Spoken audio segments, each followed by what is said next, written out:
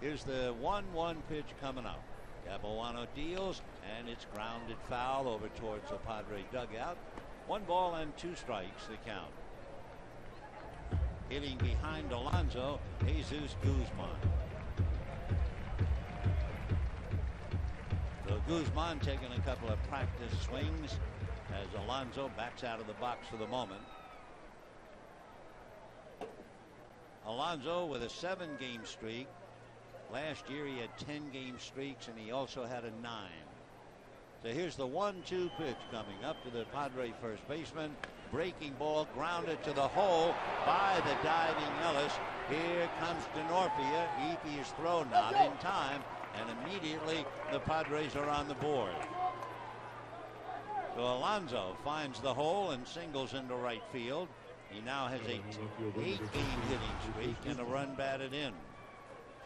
So Bud Black has his leadoff man get aboard, immediately has the number 2 hitter sacrificed, and the number 3 hitter comes through, and the Dodgers trail 1-0 after 3 batters.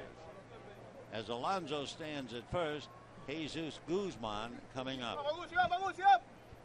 Guzman, right-hand batter, 2 for 9 in the past against Capuano. Had a good solid spring training. He's done a pretty good job as a pinch hitter, but he starts tonight and fouls a pitch away.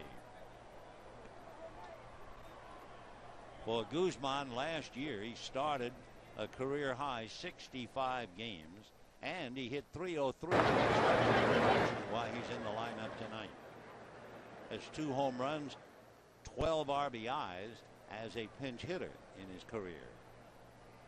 Capuano trailing 1-0 in the first inning. Chris comes back, and that's a little high. 1 ball and 1 strike.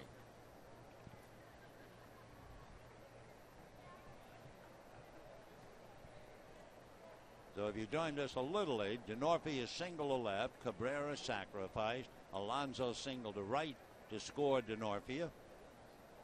So 1-0 San Diego. Capuano ready and decides to go over to first. Remember, we told you that he has a very, very good move to first. He has 49 pickoffs in his career. And as good as the move to first, you know, every time a left-hander has a good move, he's shading the balk rule. And yet Capuano has not had a balk since 2005. So Chris, a high set up around the throat, and the next pitch is swung on and missed, and they count 1-2. Took a lot off that, his change. Guzman backs out, has a look down to third. Glenn Hoffman is there. Dave Roberts coaching at first. Alonso, cautious lead, held on by Gonzalez as Capuano straightens up and takes a look at first. The 1-2 pitch coming up. Chris ready, here he comes, and he works it low. 2-2 the count. So Guzman now with a 2-2 count. His turn to check. Alonso had Dave Roberts come over and say something to him. So 2 balls, 2 strikes. We're just starting, and the Padres jumped out to a 1-0 lead. Capuano ready. Another look over at first. The left-hander to the plate, and the fastball is whacked into left field for a base hit. Over to get it is Crawford. So all of a sudden, 3 hits in the first inning. The Padres have a run, and they're looking for more. Alonso stopping at second, Guzman at first, and Jed Jerko, the Mountaineer from West Virginia, coming up. 1-0 San Diego here in the first inning. Jerko was drafted by the Padres in the second round of the 2010 draft, so he's arrived here in a hurry. Jerko, right-hand batter, has had 1 at-bat against Capuano and struck out. Chris in trouble here, 2 on, 1 out, 1-0 Padres, and Capuano straightens up. A look back at second, the pitch to the plate, and that's low, ball 1. 1-0. The Dodgers, remember, had 8 starting pitchers at one time. Of course, Lilly went down, had surgery. Now Ted's going to go out for one rehab before coming back. They traded away Aaron Harang. So here's Capuano, suddenly rushed in as a starter. Chris checks, 1 ball and no strikes. Jerko waits at the plate, and the right-hand hitter drives it into left center. A running grab by Matt Kemp. The throw into second base is too late. They had a chance to double up Alonso, but Yonder just did get back. Nice play by Matt Kemp, running towards left center field to grab that and almost nailing Alonso. Where Yonder was, he took off. He thought that was going to be a sure base hit, but he was able to turn around and just beat the throw back. So 2 down, first inning. The balls have been well hit. DeNorfia to left, Alonso to right, Guzman to left, and now the drive by Jerko in center. So Kyle Blanks, the big boy, just called up from Tucson and put in the cleanup spot last night. He was 1 for 4 with a scoring fly ball, and Blanks takes low, ball 1. Kyle Blanks against Capuano, 1 for 3 in the past. Blanks hitting .250, just 1 for 4, as we said, just called up. Breeze continues to blow out to right field. Blanks 6'6" and about 280. And Capuano delivers off the plate. High and away, believe a change, and a 2-0 count. Kyle out of Sellersville, Pennsylvania. He was drafted out of high school by the Padres, and he's been in their system since 2004. Boy, he gets your attention. 6'6" and about 280, I should say. Capuano trying to get out of the inning on a 2-0 count. Chris checking the runners. Very deliberate. Now to the plate. Fastball, check swing, ground ball, backhanded by Gonzalez. He keeps it in play instead of it going down the line, but he can't personally make a play, and I'm sure that'll go as a base hit. So a check swing, ground ball inside first, and Adrian Gonzalez did a good job of keeping that ball on the infield and saved a run. Tried to backhand it and slid and knocked it down in foul ground. Did get up to hold Alonso at third. So a rocky beginning for Capuano. Bases loaded, 1 run in, 2 out, and the breeze really picking up. And Nick Hundley will check in at the plate. Boy, we talked about the wind straightening the flags. They are snapping out there. You have Alonso at third, Guzman at second, Blanks at first, and Hundley at the plate. Nick Hundley 0 for 6 in the past against Capuano. He had a very good series against the Dodgers in San Diego, and Nick batting .296. He homered on the 9th against the Dodgers. So the right-hand hitting catcher up there, and the first pitch is away, ball 1. And again, Capuano throwing soft stuff. 1 ball and no strikes. Bases loaded, 1 run in. Padres got out in front last night, scoring 3 early. That was 3 in the second inning. And they're trying to do that at least here in the first inning. Capuano ready. Everywhere he looks a Padre, and the pitch to Hundley drives him off the plate inside, ball 2. 2-0 the count to Nick Hundley. John Baker caught last night, and Hundley out of Corvallis, Oregon, and the University of Arizona right at the plate. Capuano again out of a stretch. Check some of the runners. The 2-0 pitch, and that's taken high and away. Ball 3, and that was his fastball. So Hundley has a 3-0 count, and Alexi Amarista waits on deck. He's hitting 8th in the lineup. So an anxious moment for Don Mattingly. His bullpen is tired anyway, and he needs innings from Capuano. The 3-0 pitch to Nick Hundley is taken for a strike, and the count 3-1. So DeNorfia single, Cabrera sacrificed. Alonso scored him with a single. Guzman singled. Jerko and out on a nice play by Kemp. only to have Blanks on a check swing get a base hit off Gonzalez's glove to load him up. 3-1 the count to Nick Hundley. Capuano ready. Chris lifts and delivers, and the next one is low, ball 4, and everybody moves up 90 feet, and Hundley picks up a run batted in. So Blanks goes down to second. Guzman advances to third, and Alonso, who was almost doubled off, scores. Rick Honeycutt going out trying to help the veteran left-hander. 2 runs in for the Padres. A.J. Ellis and Capuano all seem to be in agreement. There's a lot of head nodding of yes. Honeycutt basically holding court.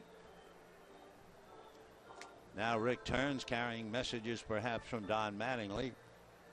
2-0 San Diego, and Alexi Amarista coming up.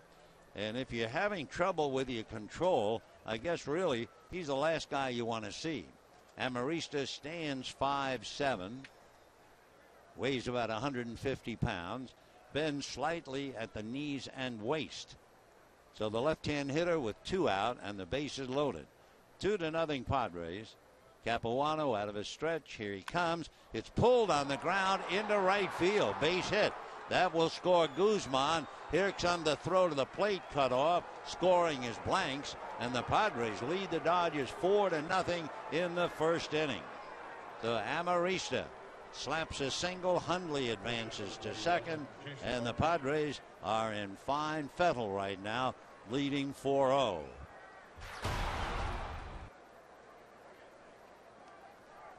Four runs, 5 hits. There was also a walk thrown in. Coming up now is Jason Marquis. Marquis, during his career, has established a reputation of being a pretty good hitter. He has 5 home runs in his career. Capuano trying to get him as an escape hatch. Chris delivers, and the fastball at the knees for a strike. 0-1. So Jason Marquis, with his 5 career home runs, 14 years in the big leagues. Capuano in trouble, has given up 4. Dodgers, of course, have not been hitting, as you know. The next one is low and away, scrambled but blocked by Ellis, and the count 1-1 strike. Dodgers have won 7, but they have lost 6.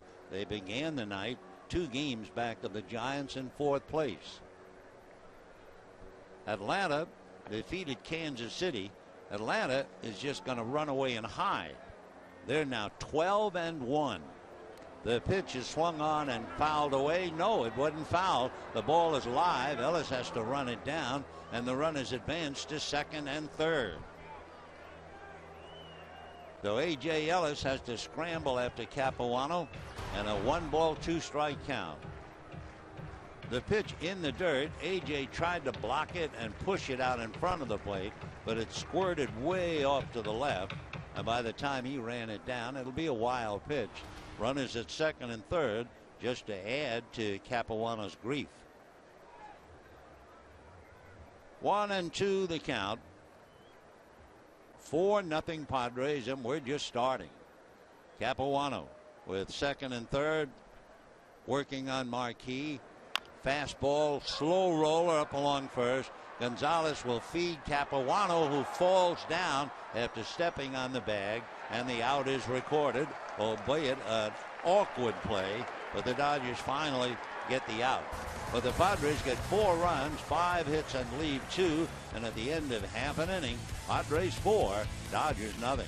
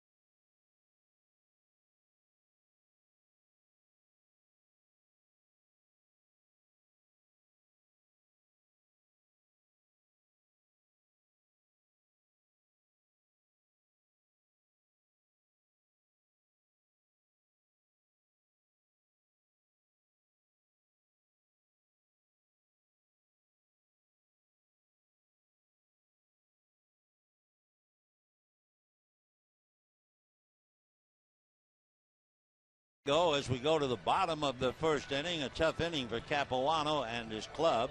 We'll take a look now at the Dodger lineup trying to come back. Carl Crawford leads off in left field. Mark Ellis at second base. Matt Kemp in center field. Adrian Gonzalez at first. Then you have Andre Ethier in right. A.J. Ellis, the catcher. Juan Uribe is in the starting lineup at third base. Justin Sellers, the shortstop. And the pitcher, Chris Capuano. Jason Marquis on the mound from Manhasset, New York, lives out in Staten Island. He was a #1 pick by the Braves out of high school back in 1996. And you know what's interesting about Marquis and his great career, 14 years in the big leagues, when you break it down, the number 56 is remarkable.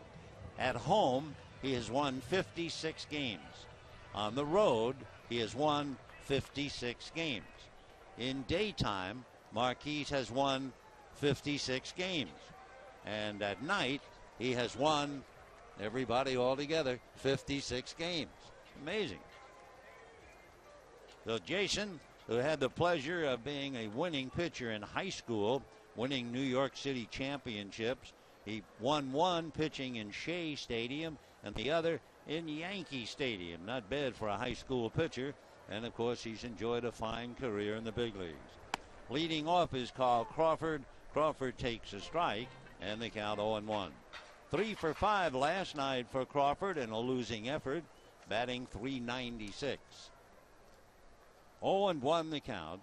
Marquis, no real windup, comes back and drops it low. 1 ball and 1 strike. Crawford, with that .396 batting average, is tied with teammate Adrian Gonzalez for third in the National League. Jason checking. Hundley wigwagging some signs out.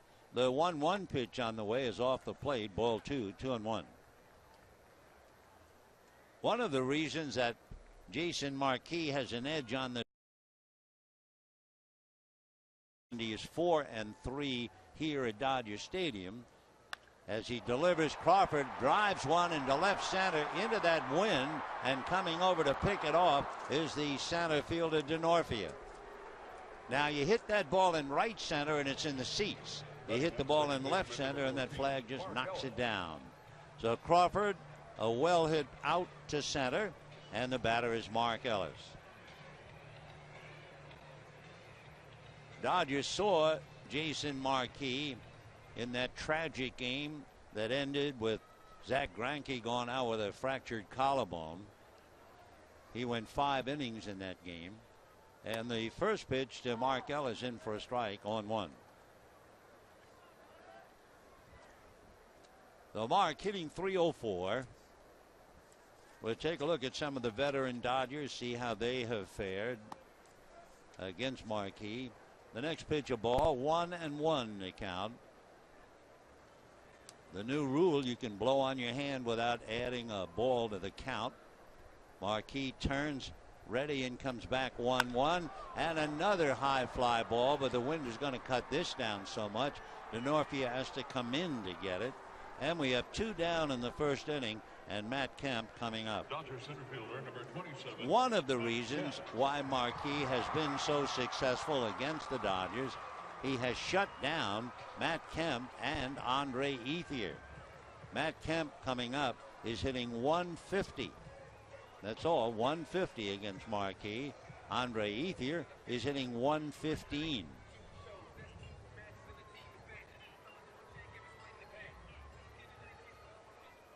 So Matt Kemp checks in, hitting .196. Had a couple of hits last night, and the first pitch to Matt off the plate. Last night, Matt had a single and a double. 1 ball and no strikes. 2 out first inning. 4-0 San Diego. Fastball lifted to right field. The wind will make Blanks run to his left. Makes the catch, and that's it. 3 lazy fly balls because of the wind. Dodgers go 1-2-3. And at the end of an inning, Padres 4, Dodgers nothing.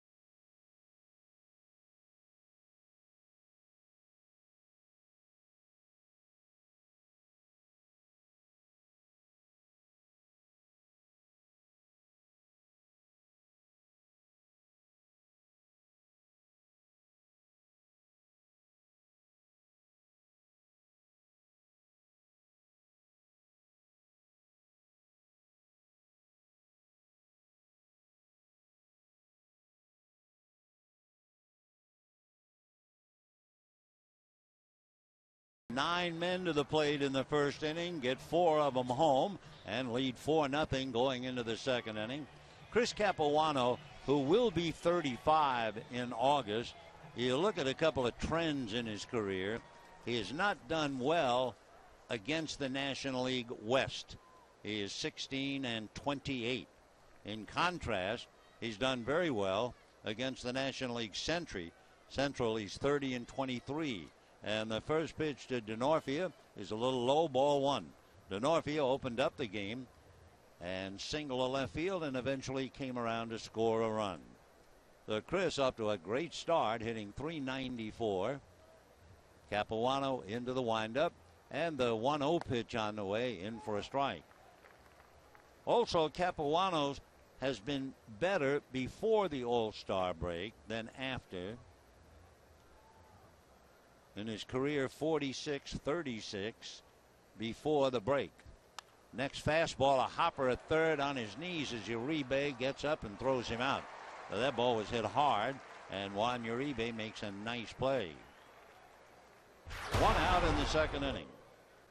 We told you Capuano is 10 games above 500 before the All-Star break, but he goes the other way.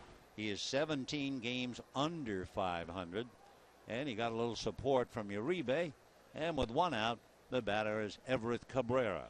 For the second night in a row, Bud Black had his number 2 hitter sacrifice, and tonight it worked. So 4-0 Padres, 1 away.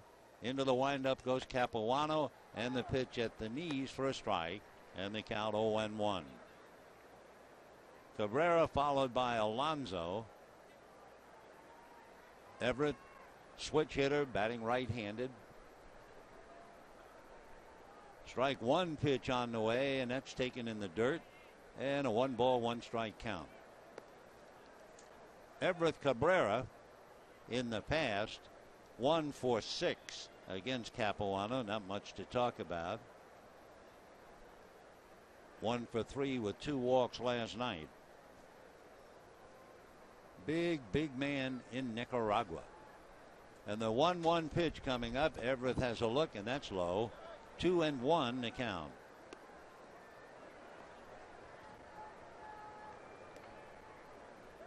Cabrera had 44 stolen bases last year, so if he gets aboard, he's a problem. And if you add what he did in the minor leagues last year before coming up, he had stolen a total of 59 bases. Here's the 2-1 pitch, and that's a little high. So Cabrera with the count his way, 3-1. In the first inning, Capuano walked Hundley and also committed a wild pitch. Alonso waiting on deck, and here's the 3-1 pitch to Everett Cabrera. That's a strike at the knees, 3-2. Mentioning before that Atlanta beat Kansas City. The Braves are 12-1. They have won 10 straight, and they are 7-0 on the road. 3-2 the count. Capuano ready with 1 out. Left-hander deals. Ground ball to short. Nice big hop for Sellers. High throw, and Gonzalez up to get it and saves the out. First baseman. So Adrian Gonzalez going up the ladder to bring down that high throw. Adrian winner of a Gold Glove, and every move he makes over there is golden. 2 down, and Yonder Alonso coming up. Alonso grounded a single into right field in the first inning to cash in Denorfia. So the left-hand hitter way out in front of an off-speed breaking ball, and the count 0-1. Alonso batting .306. Capuano back, and he's low and away. 1 ball and 1 strike to count. 4-0 in favor of the Padres, and we're only in the second inning. Capuano basically fastball, slider, and changeup. Chris looks down to get a sign, and his 1-1 pitch on the way. fastball grounded wide at first. Gonzalez hangs it to Capuano, who stays on his feet and jumped as if he almost hurt himself on the play. Remember, he fell down in the first inning. So Capuano doesn't quite look 100% after going to the bag for the out, and he is walking slowly towards the Dodger dugout. We'll take another look on television. Gonzalez hung it. Cap came over, hit his right foot on the corner of the bag, and something happened at the end of an inning and a half. 4-0 San Diego.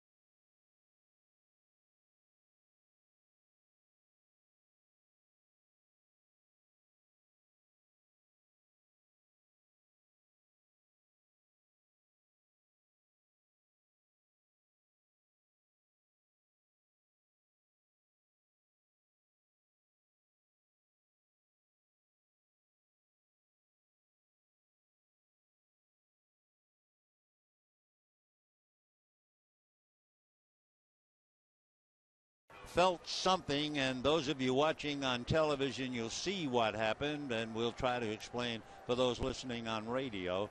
Meanwhile, here's Adrian Gonzalez, and he takes low. Ball one. 1-0, the Dodger left-hand hitting first baseman, tied with Carl Crawford at 396. When the pitch was made, something happened to Capuano running to first base. All of a sudden, he jumped up a little bit. If you had to guess, it might be a groin, but we're not quite sure. I don't think it was a hamstring. Normally, they instinctively grab the back of the leg. But Capuano has gone into the dressing room, and I think he's done for the night. So that's a serious blow for the Dodgers. Meanwhile, Gonzalez takes 1 ball and 1 strike. So going from the mound to first base, and something happened to Chris, and the Dodgers will get the bullpen busy. The 1-1 pitch on the way is grounded to shortstop. Up with it there is Cabrera. Gets it over to first in time. And we have 1 away in the second inning. Down in the Dodger bullpen, Matt Guerrier will be first up. He's the long man tonight. Guerrier pitched and made 13 pitches last night in the 7th inning. So we have 1 away, and here's Andre Ethier, as we mentioned earlier. He's had a lot of trouble against Jason Marquis, hitting just 115 against him. Andre batting .279 overall. Last night, 0 for 3 with a walk. So Ethier checks in. Marquis' fastball is low. 1 ball and no strikes. 4-0 Padres on 5 hits in the first inning. Might have been more. They made the last out with runners at second and third. Now the 1-0 pitch on the way. Hit in the air to dead center. DeNorfia goes back, turns now, and makes the catch for the out. So Ethier, a fly ball to center, 2 away, and the batter will be A.J. Ellis. So Matt Guerrier is throwing in the Dodger bullpen. No doubt we'll get a report about Capuano as the evening progresses. A.J. Ellis with 2 out. Bases empty. 4-0 San Diego.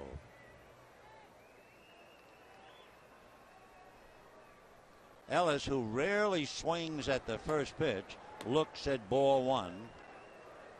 Andre Ethier has swung at the first pitch 35% of the time. A.J. Ellis only 4%. Now the 1-0 pitch on the way. That's a fastball in there, and the count 1-1. Marquis hits 88. With the tragedy in Boston on everybody's mind, Marquis will never forget 2001, 9/11. From his Staten Island house, he could see the twin spires in New York. He lost a good friend as A.J. fouls it away. Marquis had a close buddy. They had played Little League and grew up together. His buddy was a firefighter, but he lost him.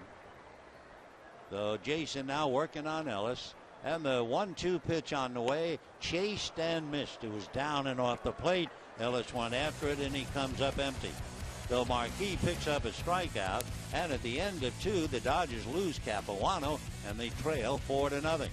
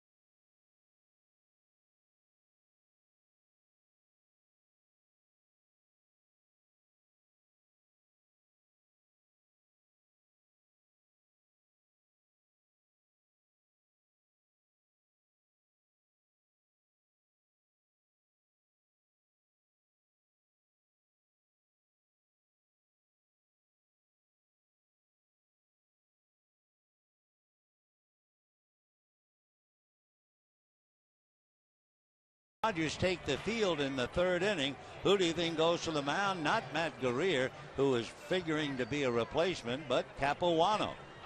So Chris, who did something to himself going from the mound to first base, obviously felt it as he jogged almost one-leggedly to the bag. And when he got into the dugout, it looked like he was done. He left, went to the clubhouse. They called down and had Guerrier warming up, and bingo, Chris is back in there. So he'll be facing Jesus Guzman, and the left-hander's first pitch, little low, ball 1. 1-0. Guzman singled to left field in the first inning and eventually came around to score, hitting .263. Capuano works quickly, comes right back in the dirt, and a new ball put in play. So the Padres going after the Dodgers with 5 hits and 4 runs in the first inning. Dodgers have gone out in order 6 in a row. The 2-0 pitch on the way, low with a fastball, ball 3. Guzman, Jerko, and Blanks in that order. And the breeze still blowing from left to right. Capuano from the third base side of the rubber, and the left-hander's 3-0 pitch, and that's low, ball 4. So Guzman draws a walk. Capuano in the first inning walked 1 and also had a wild pitch. And now wait a minute. Sue Falzone along with Rick Honeycutt are going out, because the one thing as Guerrier waits in the bullpen, the Dodgers don't want him to aggravate or do something more seriously than he's already done. So Mattingly and Honeycutt talking to Capuano. Sue Falsone, the head trainer, is out there. The plate umpire, Chad Fairchild, came out, but he's just listening, and we will see. Naturally, Capuano at 34 wants to stay in. The Dodgers are just afraid that he'll hurt himself. Every time he made a warm-up toss, we were watching, and he nodded like, I'm okay. But then he walks his first batter, and let's see. He's going to have to prove his case. The Dodgers want to see for themselves, so he will throw now to A.J. Ellis. So the left-hander makes a practice throw, throws a strike. So the big problem, of course, it's cool, the breeze is blowing. It's a kind of a night, especially a veteran could hurt his legs or groin. Now he's talking to Don Mattingly again. Matt Guerrier is just waiting. So in a moment, we'll have a judgment. Mattingly nodding his head no, as if saying, look, there's no reason to hurt yourself. After all, this is only the 14th game. There's 148 more to go. So even though Capuano wanted to stay in, he can't do it. And after walking Guzman, he has to come out, and Matt Guerrier comes in. Now, technically, Guerrier is replacing an injured pitcher, so he should have time to warm up, and we'll be back. For your attention, please. Now coming in a pitch for the Dodgers.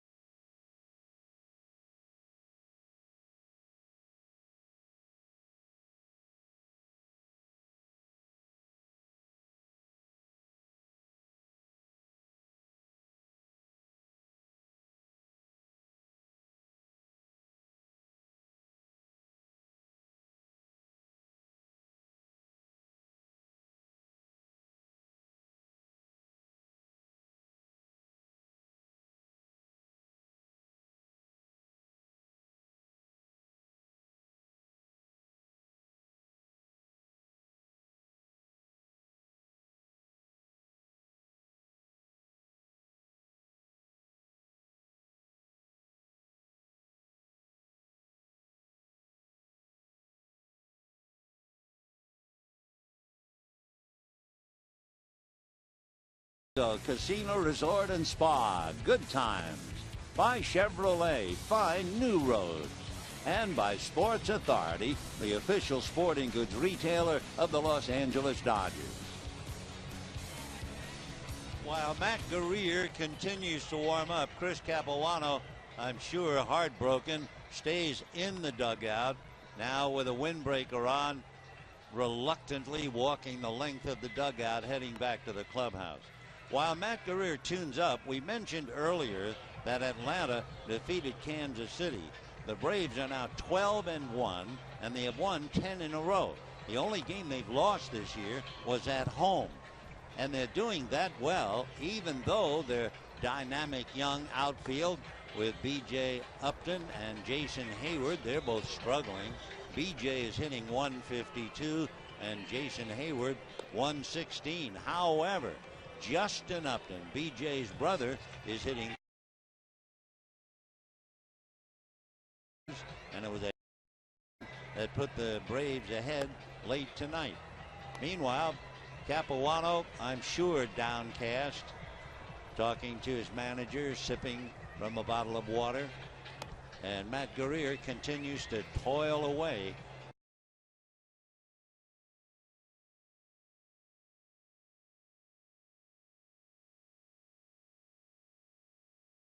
April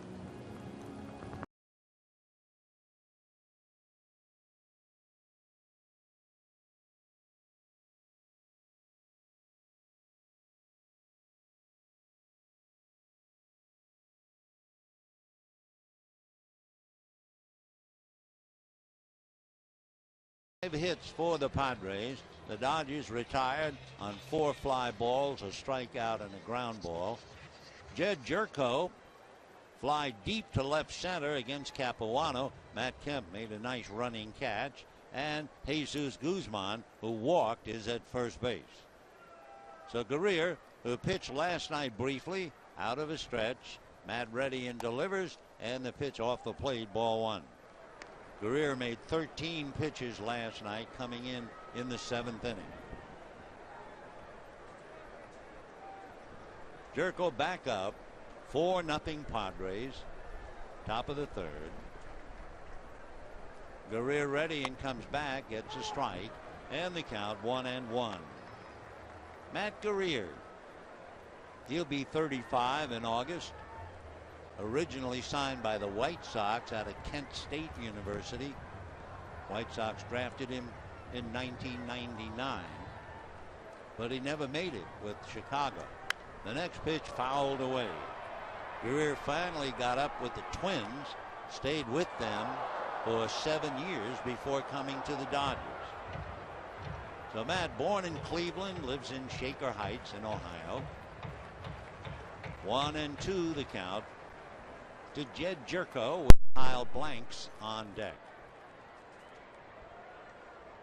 Right-hander set at the belt, looks over his shoulder at first, comes back to his hitter. High fly ball to straightaway center, but you don't stand a chance tonight. Any ball hit to dead center is going to be cut in half by the strong wind blowing from left to right. So that's twice. Jerko has flied to Kent. Guzman holding, and the batter Kyle Blanks. Blanks checked his swing in the 1st inning, hit a ground ball that went off the glove of Adrian Gonzalez for a base hit. So big Kyle 1 for 1, having just been called up 2 for 5 and hitting .400. At 6'6", he certainly gives you a good strike zone. And the first pitch to Blanks, low and away, ball 1. Outfield plays him straight away, and the outfield playing shorter than usual because of the wind. 1 ball and no strikes. The 1-0 pitch on the way, hit in the air to center. Kemp has to go back a little bit, looking at the ball over his head, and it's going to hit the base of the center field wall. Stopping at 3rd is Guzman, and the Padres have runners at 2nd and 3rd. I think Kemp was a little bit startled that ball was going to be over his head. When he first broke, it looked like he's going to make the catch, and he has a puzzled look on his face. Fastball at the knees, and Blanks hit it hard. Kemp kind of jogging back, then played it off the wall and gets it back in. Runners at 2nd and 3rd, 1 out, and Nick Hundley the batter. Padres 4 runs, 6 hits. Hundley walked and got as far as 3rd on a wild pitch as Capuano watches. And the first pitch is low, ball 1. Padres came in here with a 5-game losing streak. 3 of those 5 games they lost by 1 run, and 2 of them to the Dodgers, 4-3 and 3-2. But they're now trying to get well at the expense of the Dodgers. And the 1-0 pitch on the way, swung on, a high fly ball up in the wind. Kemp actually has to come in to get it. The runners hold. The runners will be coming home to score. So Guzman took off. The throw to home not nearly close enough. So Hundley picks up a run batted in, and the Padres lead 5-0.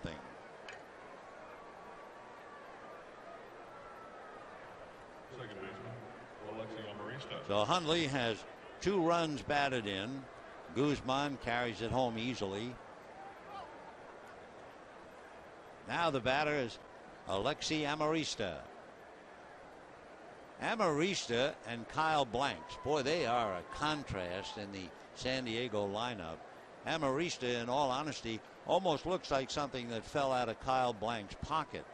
Blanks is 6'6", and Alexi maybe 5'7". But he can play.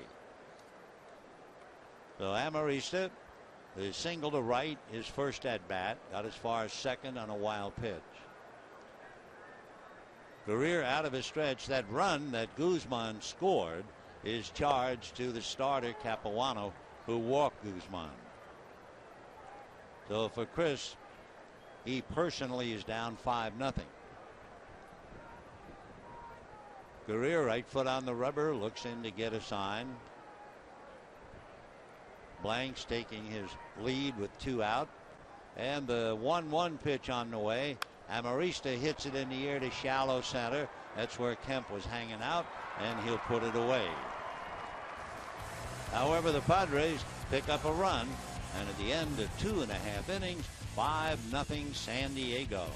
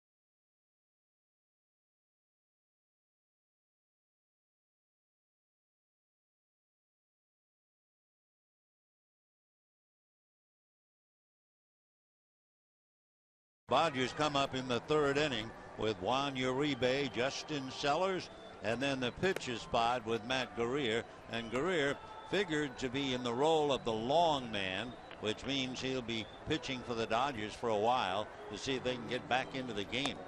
Dodgers were stunned in the 1st inning when the Padres had 5 hits, 4 runs, and a walk, plus a wild pitch against Capuano. He retired the side in order in the 2nd. And when he walked Guzman in the 3rd, after covering the ground ball by Alonso and apparently injuring himself, Capuano had to come out. So the Dodgers trying to do something against Jason Marquis, who went 5 innings against him. He allowed 7 hits and 2 runs. He left the game after 5, and eventually the Dodgers won it, but that was the night they lost Zanke. And the first pitch to Juan Uribe is low and away. Ball 1. 1-0. Jason checks Hundley. And the 1-0 pitch on the way. And Uribe takes low. And the count goes 2 balls and no strikes. In looking at Jason Marquis and Juan Uribe, Uribe has a home run against him and hitting .286. He takes low. So that runs the count 3-0. 3 balls and no strikes as we try to correct the scoreboard. And Justin Sellers waiting on deck. Jason blows on his hand, turns on the rubber, and the 3-0 pitch, and Uribe has a strike, and the count runs 3-1. Padres 5, Dodgers nothing, and we're in the bottom of the 3rd inning. Marquis has retired the first 6. The veteran right-hander comes back, and a fastball is pulled into left field for a base hit. So Juan Uribe singles sharply to left field. The Dodgers have a long way to go, but at least Uribe points them in the right direction. So Uribe at first, and the batter Justin Sellers. Sellers with Matt Guerrier on deck. Against Marquis, Sellers 0 for 2, and Guerrier in the on-deck circle. So Uribe a short lead at first, held on by Alonso, and Marquis out of a stretch. And the right-hander's first pitch to Justin Sellers, and turns him around and hits him. And the Dodgers now have runners at first and second and nobody out.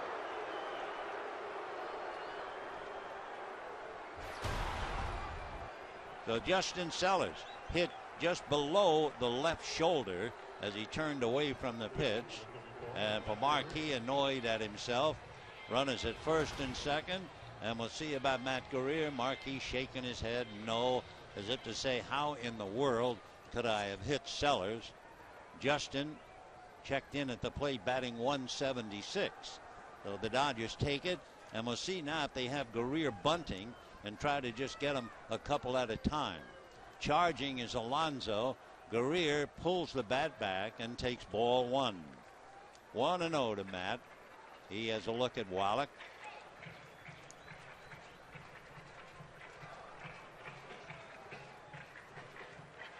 One ball and no strikes. Jerko plays caddy corner at third. Alonso is ready to charge the plate. The outfield is very shallow, especially Guzman in left field. The next one is in for a strike, and they count 1-1. So it's all because of the wind, and it's been constant, blowing from left to right. 5 runs, 6 hits for San Diego. No runs, 1 hit for the Dodgers. And the 1-1 pitch on the way. Guerrier shows, tries to bunt, bunts it foul, and they count 1-2.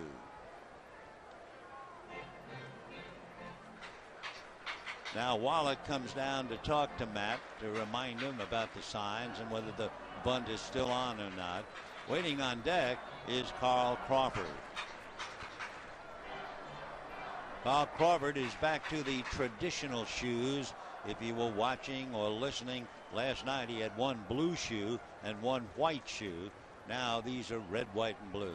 All right, the pitch to Guerrier showing bunt, and bunts it foul, and he's done. So Guerrier strikes out, and we have 1 out. Runners holding at first and second, and Crawford coming up. Left fielder, number 25, Carl Crawford. Carl Crawford flied to center in the first inning, batting .388. Dodgers have 2 on. Uribe at second, Sellers at first, and 1 out. Marquis turning the ball over, studying it as if he were looking into a globe to predict the future. Now scrapes at the dirt in the follow-through area on the mound, and finally gets ready and looks in to get a sign. Marquis kind of settling in as he stands on the rubber, and the pitch way off the plate. Ball 1 to Carl Crawford. Marquis with that earned run average against the Dodgers, that's impressive. 16 starts, and his earned run average is 2.6. The 1-0 pitch on the way. Marquis ready and comes back, and Crawford takes low, ball 2. Marquis does something a little different. You know how you'll see a batter settle in. He gets on the rubber and then he kind of turns his shoulders, almost like a hitter settling in at the plate. Let's see if he does it again. He bends at the waist, hides the ball behind his right hip, reading Hundley, and he says no, now straightens up, and there's the little twist. The 2-0 pitch on the way, and that's low, ball 3. So Crawford trying to get aboard and load him up for Mark Ellis. 5-0 Padres, and the Dodgers trying to dig themselves out of a big hole. Uribe opened up the inning with a single. Sellers hit by a pitch. Guerrier failed to get the bunt, and now the 3-0 pitch to Carl Crawford. Marquis ready, here he comes, and it's a strike at the knees. 3-1.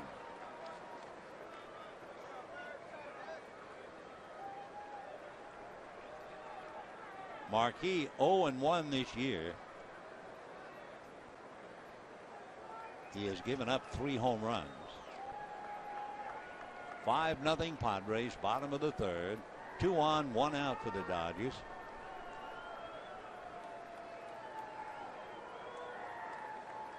Marquis ready, 3-1, big pitch.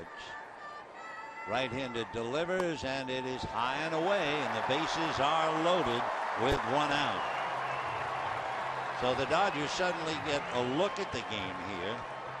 With the bases loaded, 1 away, you have Mark Ellis and then Matt Kemp, and coming out is Darren Balsley. Got to tell you something about the Dodgers and the bases loaded.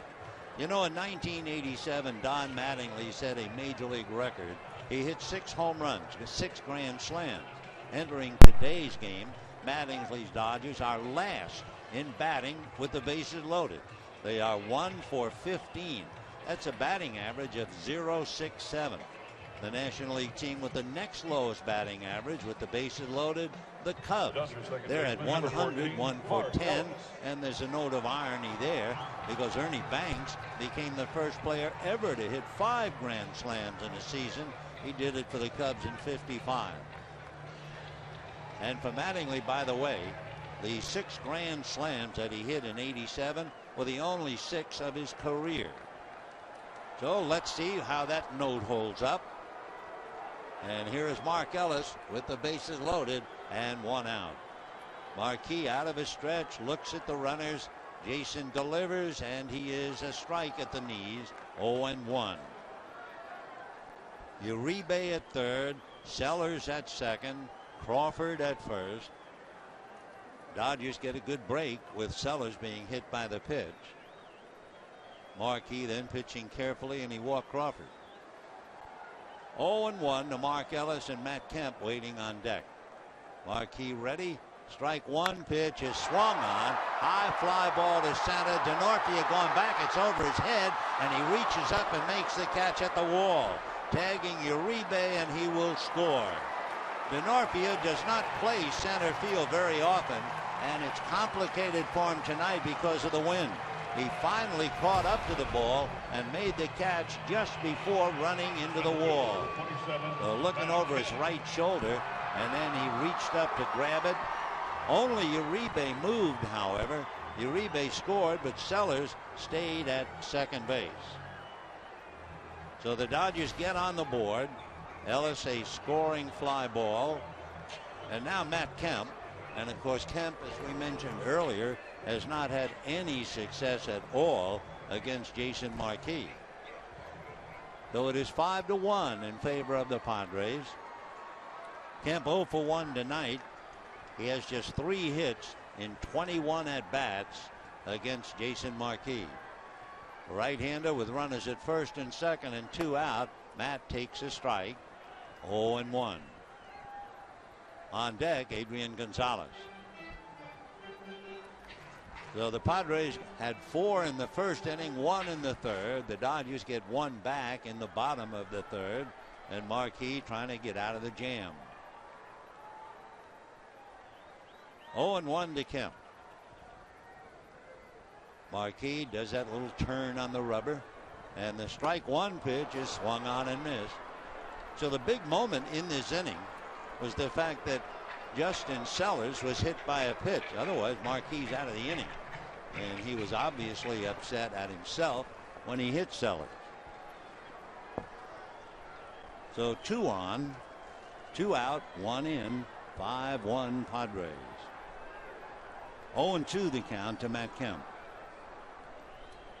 Marquis is ready, swings the shoulders, now delivers, and it's low. Nice block by Hundley. 1 ball and 2 strikes the count. Marquis is 6'1", stands about 210.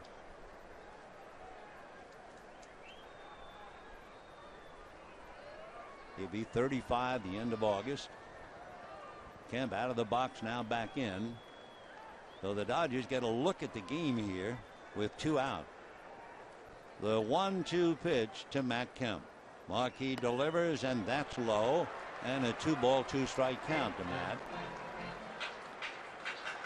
Padres 5 runs, 6 hits. Dodgers 1 run, 1 hit. Kemp with Gonzalez on deck. Sellers at second, Crawford at first. Well, the deuce is wild. 2 balls, 2 strikes, 2 out, 2 on. Marquis straightens up yet again. Hundley setting his target on the outside part of the plate. The 2-2 pitch is swung on and missed. Might have been either a fastball at 81, better a slider down and away. So Kemp strikes out. The Dodgers get 1, and they were fortunate to get that. DeNorfia made a good play, and it's 5-1 San Diego.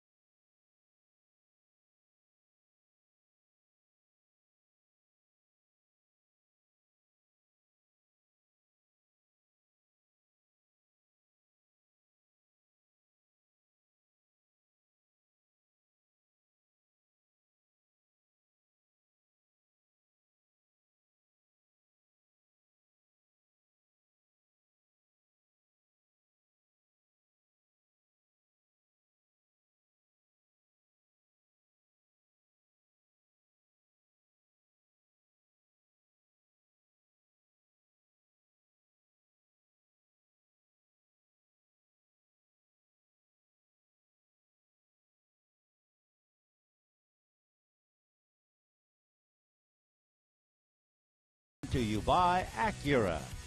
Acura Advance. By Time Warner Cable. Enjoy all the things you love better. Call Time Warner Cable 1-855-WANT-TWC.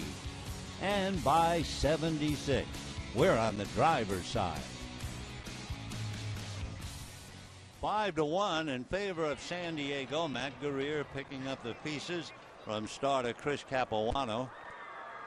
We have some injury notes in the National League West you might certainly find of interest. When we were in Arizona playing the Diamondbacks, you may remember that Aaron Hill could not start 2 games, started the 3rd and had to come out. He had been hit on the hand by James McDonald about a week ago. Anyway, they've announced today that Aaron Hill has a broken left hand, and he's going to be out 4 to 6 weeks. The 1-0 pitch. 1-1. Meanwhile, the Giants have placed veteran reliever Jeremy Affeldt on the disabled list with an oblique strain. 1-1 to Jason Marquis. We told you he has 5 home runs in his career. Ball 2, 2-1. Marquis will be followed by DeNorfia and then Cabrera. The 2-1 pitch. 2-2. Tomorrow night, the final game of this very brief series and homestand, and Clayton Kershaw will be on the mound against Tyler Ross. We have never seen Ross except once he got into a game as a pinch runner. 2-2. Ground ball to short. Sellers up with it cleanly. Gets it over to first. So 1 away here in the 4th inning. And the leadoff man, DeNorfia, coming up.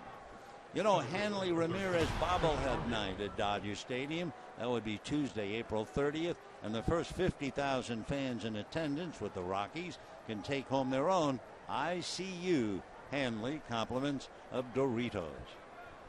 Dynamita. That's for tickets. Visit Dodgers.com/promotions.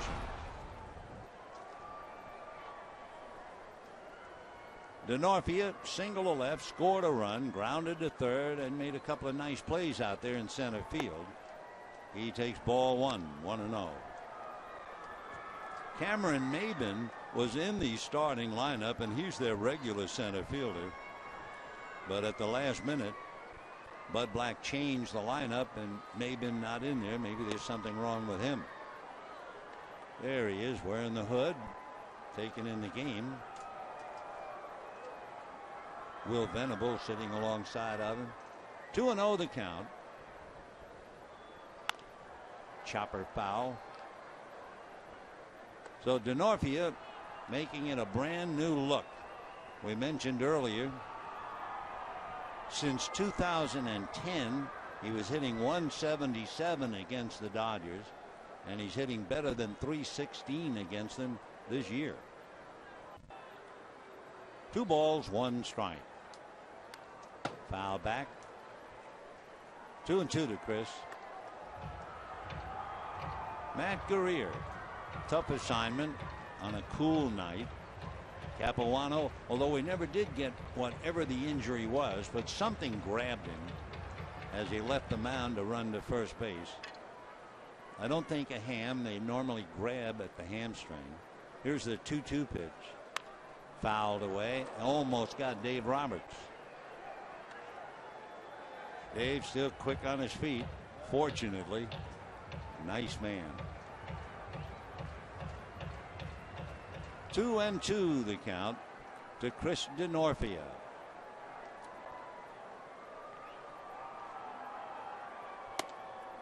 Fastball very high. Denorfia went to the same prep school as President JFK, then went on to Wheaton College. 3-2.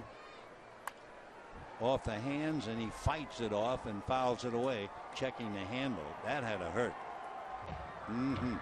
2 batting gloves, first for a grip and second to stay warm.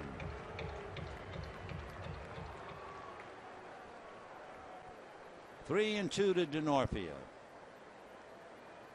And he promptly flares it off the end of the bat and dunks it into left field.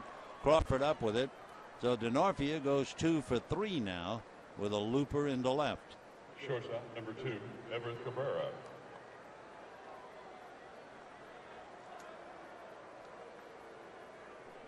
That would be 7 hits for the Padres to go with their 5 runs. Everett Cabrera sacrificed in the first inning and rolled out to short in the second. That was still a Capuano game, but when Cap walked Guzman and opened up the third, they took him out. Ground ball smothered on his knees. Gonzalez to second, and that's it. As a good slide by Denorfia takes Sellers out of a possible double play. So Cabrera loses a hit, hits into a force play. Gonzalez on his knees, able to get the ball to Sellers, but then Denorfia cuts the legs out from Justin, and he can't return the throw.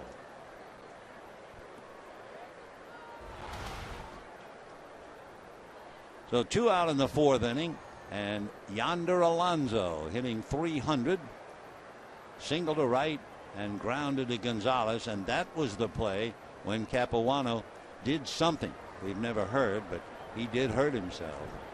There goes the runner. The throw by Ellis is down there too late. So Everett Cabrera, who had 44 stolen bases last year and led the league, got a good jump and beat the throw. He has now stolen 3, but he's also been caught 3. The throw a little high, and by the time Sellers brought it down, Cabrera's hand was on the bag. So Cabrera at second, 2 out, 1 ball and no strikes to Alonso. 5-1 San Diego. A little low. 2-0.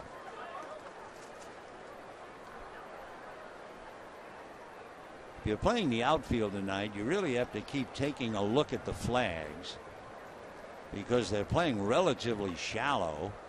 But if that wind ever dies down, the outfield could be caught. 3-0 the count to Alonso.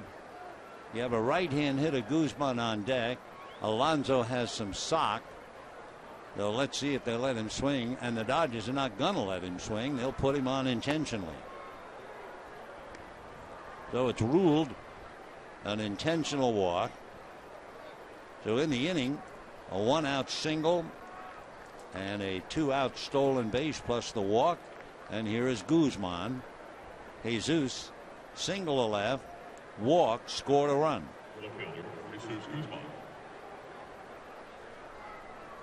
So 2 on, 2 out, 5-1 Padres.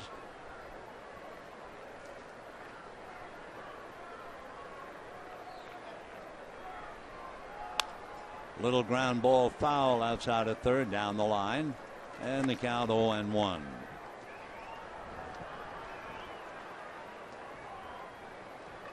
Guzman singled in the first inning, came around to score, came home on a long fly ball in the third inning.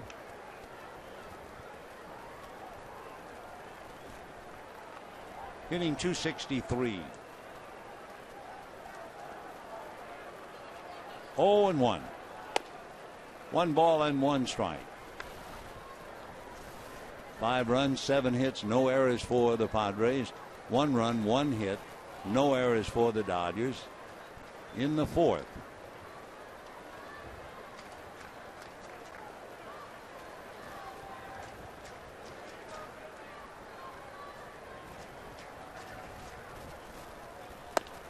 Very high, ball 2.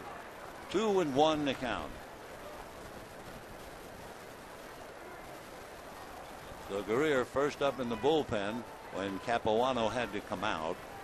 Ted Lilly pitched about 5 innings tonight, the last we heard, in Rancho Cucamonga. In his 5 innings, he gave up 3 earned runs, 7 hits, and he struck out 5. Meanwhile, the 2-1 pitch, that's in there, and the count 2-2. So for Ted Lilly, the deal as we understand it, he pitches once in a rehab at Rancho Cucamonga, and then he comes back to get in the starting rotation. So we'll just have to wait and see how that works out. Guerrier on a 2-2 pitch, and it's popped in the air to shallow right. Mark Ellis going out. Andre Ethier has a much better play and puts it away.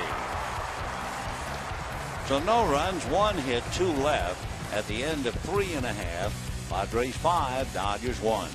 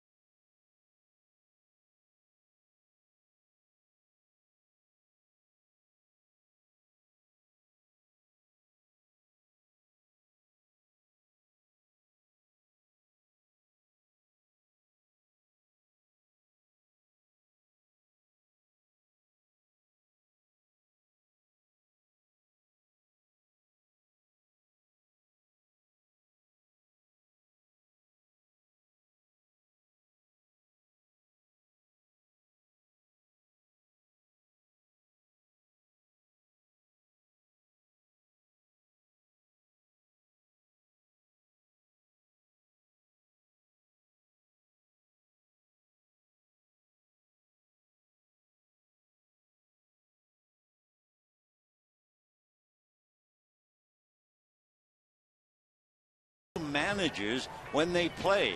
You know, Don Mattingly played from 86 to 95 with the Yankees and hit a lot of home runs. Bud Black started his career with the Royals in 85, and 10 years later he finished up with the Indians. So the question is, how many home runs has Don Mattingly hit in 39 career at-bats against Bud Black? None, 1, 2, 4. Well, we can tell you that Mattingly hit 30 home runs his biggest year in 1987. The high for wins for Black, 13. So we'll see. That's ball one. Adrian Gonzalez grounded to short in the second inning, followed by Andre Ethier, and then A.J. Ellis. By the way, Hanley Ramirez has been quoted, and I'm sure it'll appear in the papers tomorrow. Rather interesting, because he said, "You will be shocked." Meanwhile, ground ball to the hole. Nice pick by Amarista, and one away. Anyway, here is the Hanley Ramirez quote. He says he will back from his right thumb injury way sooner than mid-May projection. Everybody's going to be shocked. It's going to be a surprise to everybody. It'll be faster than mid-May. I'll be in the lineup pretty soon. Well, he underwent surgery March the 22nd. I want to be in there, he says. So Hanley Ramirez wants to play, said it's going to be earlier than mid-May. We'll see. One away, and Andre Ethier checks in. Fouled away. 0-1 to count. Down in the Dodger bullpen, Josh Wall, who was just called up when Sean Tollison went on the DL, and Wall appeared briefly and is now warming up again. Wall pitched the 9th inning last night. Gave up a walk and a base hit. 1 ball and 1 strike to count to Andre Ethier. 5-1 San Diego. Padres came here with a 5-game losing streak, and they're now trying to turn around and have a 2-game winning streak. Fouled off to the left. 1-2.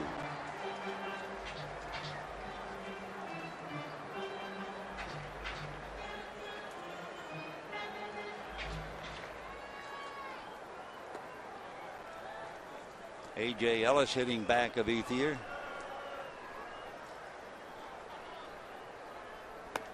2-2. We mentioned earlier that both Matt Kemp and Andre Ethier struggle against Jason Marquis. Kemp is 0 for 2 with a strikeout. Ethier 0 for 1, and up there 2-2.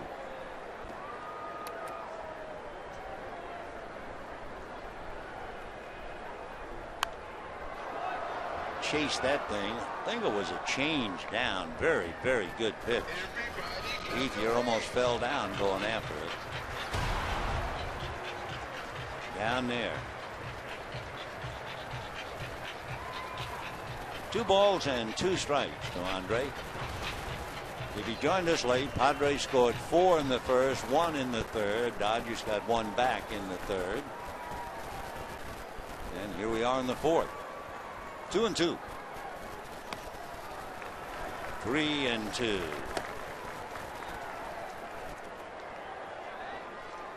Marquis, in his long career in the major leagues, won 15 games for the Cardinals and 15 games for the Rockies.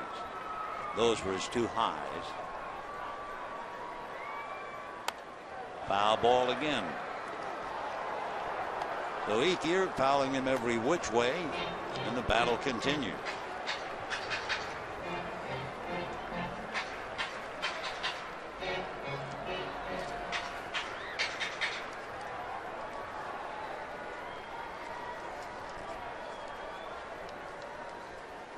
Three and 2. Fouled away.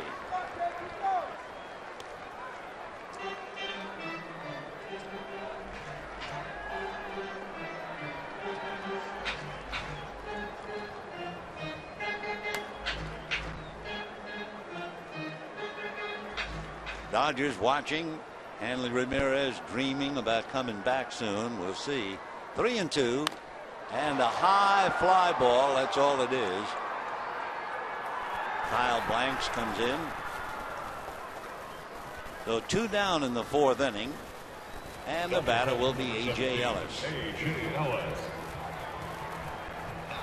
Jason Marquis very much in control.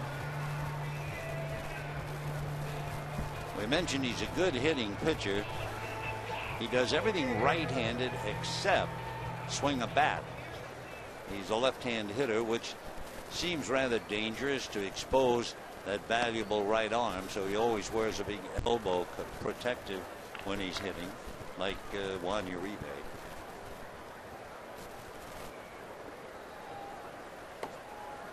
Juan has it on his left elbow. There it is. 1 ball and 1 strike. A.J. Ellis struck out in the second inning.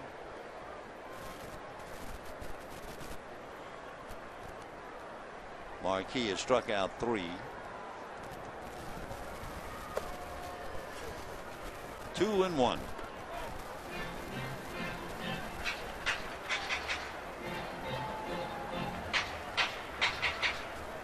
Clayton Kershaw tomorrow night trying to tie a ribbon on this brief homestand. Tyson Ross will be on the hill for the Padres. Ground ball up the middle. That'll be a base hit. So a 2-out single by Ellis will bring up Uribe, who singled and scored the Dodger run back in the 3rd inning.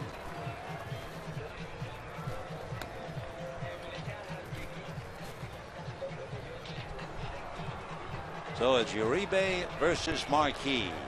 In the past, Uribe with a half a dozen hits and a home run, hitting .286. Now came up with a base hit tonight. Overall, hitting just .231. Check, and let's see.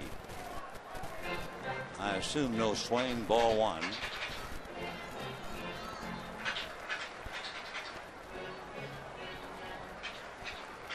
Didn't see the plate umpire indicate swing, but maybe so on that. Could have been a check swing foul. So let's go 0-1.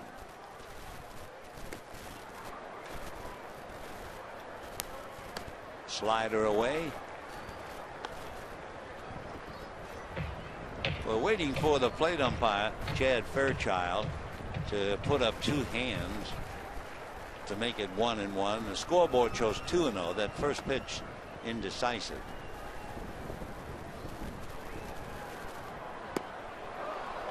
That's a strike. So it's either 2-1 or 1-2. And Nick Hundley, I think, just turned to ask the umpire. And I guess Chad just audibleized with him.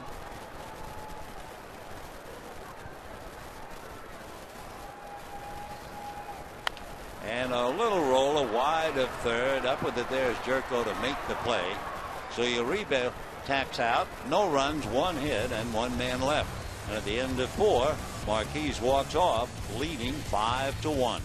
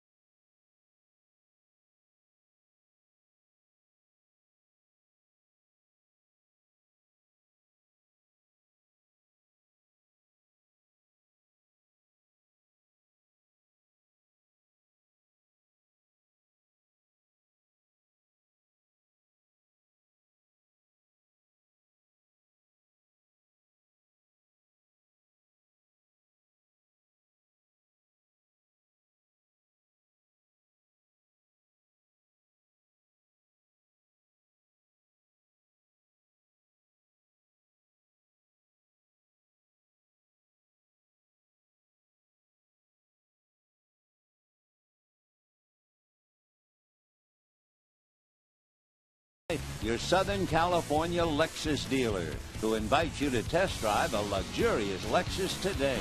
For more information, visit Lexus.com. And by Skechers Go Run 2 footwear, designed for speed. As we move along to the fifth inning, the Dodgers make two changes. They bring in Luis Cruz to play third, and they bring in Josh Wall to do the pitching. I assume that Wall will go in your rebase spot since Juan made the last out, and that Cruz would bat ninth, which means he hits second in the bottom of this fifth inning. So Josh Wall, out of Walkers, Louisiana, big fella, 6'6", 220-pounder. Dodgers signed him in the second round back in 2005. He came up and had a look last year in 7 games. And once Tollison went on the DL, why, Wall was called up a second time. Guerrier made a total of 23 pitches. Meanwhile, Marquis has made 59 pitches in his 4 innings. That's a strike.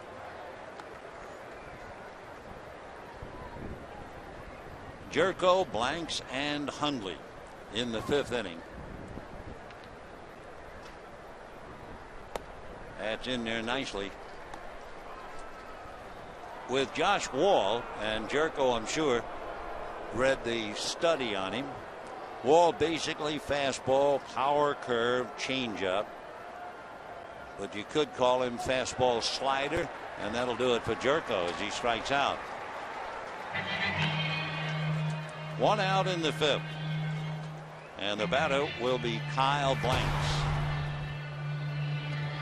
That's the slider, and down goes Jerko. 5 runs, 7 hits for the Padres, 1 run, 2 hits for the Dodgers. Kyle Blanks singled on a check swing off Adrian Gonzalez's glove and then doubled in the 3rd inning. 0-1. So that hard breaking ball, whether you want to call it a power curve or a slider, that goes very well with Josh Wall's fastball. Josh is 26. Fastball up there at 96. The little pitching that he did last night. Wall came in the 9th inning, and Don Mattingly was really happy with what he saw, so he brought him back in now. Fastball, Blanks late, fouls it away.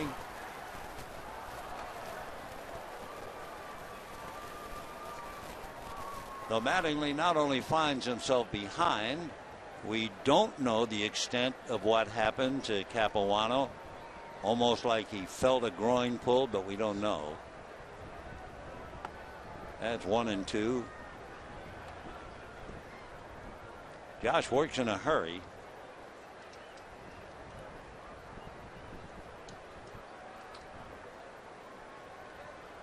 Boy, it's just windy tonight here, as we've seen in a long time. Consistent. And down goes Blanks. So Josh Wall on a windy night strikes out 2. Good breaking ball. That's, I guess, the power curve. Now Nick Hundley has walked, flied to center, scored a run.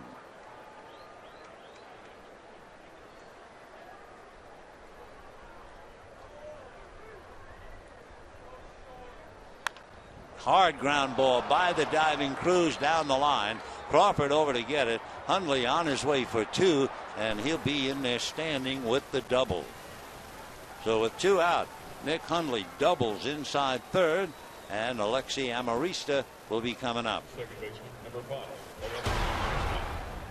Boy, he jumped on that fastball about at the knees inside, turned on it. Cruz couldn't make it. That is hit number 8 for San Diego.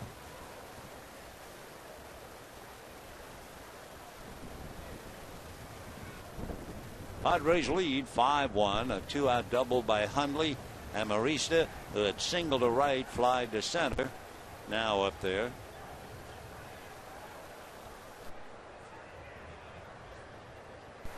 And he promptly bangs it to center. Kemp charging. Hundley's waved in. Match throw is off the plate. Amarista goes into second, and the Padres lead 6-1.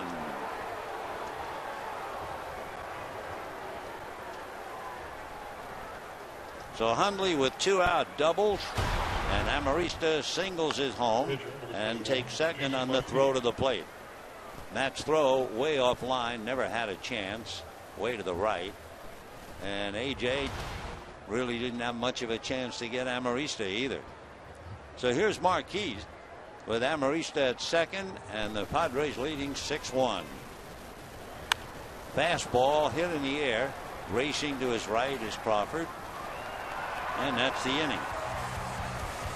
However, the Padres get another, and at the end of 4.5, lead 6-1.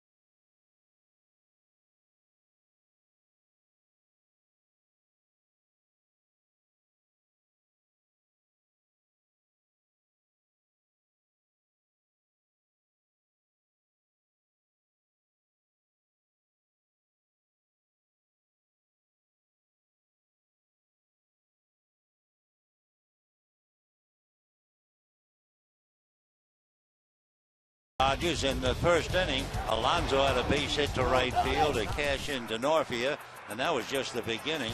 Ball 4 with Capuano struggling, and that brought in another. Then a ground ball into right field for a base hit, and 2 more came in. Though by the time the dust settled, the Padres led 4-0, and then in the second inning, that's when Capuano suddenly hops in the air a little bit. He did some damage, but I'm not sure to what. But we did know he had to come out of the game. All the while, Jason Marquis is just rolling along in high gear. He's made 59 pitches in his 4 innings. And he leads by 5, going to work in the bottom of the 5th inning. For the Padres, the numbers 7 and 8 hitters have done very, very well. There are 5 RBIs in the 7 and 8 spots for the Padres. So here is Justin Sellers, then it'll be Luis Cruz, and then the leadoff man Carl Crawford.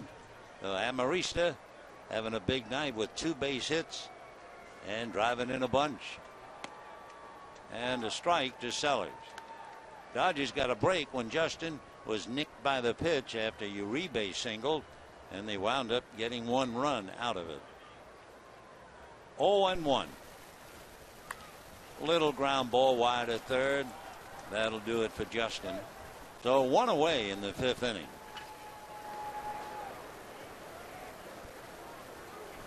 So Sellers grounding out for the first out, and now Luis Cruz coming up, and this will be his first at bat of the night. Cruz 1 for 3 against Marquis down in San Diego. Luis hitting 111. Strike. 0-1. Marquis went 5 against the Dodgers in San Diego, trying to go more tonight. Slider away, 1-1.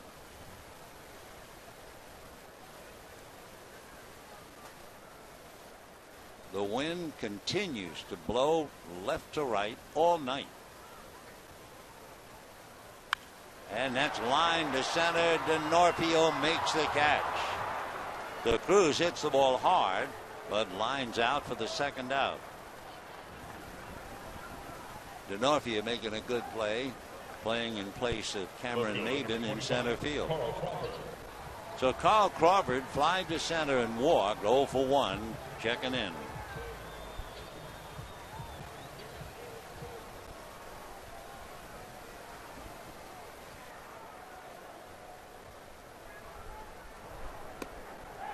A strike outside corner, just about at the knees. 0-1.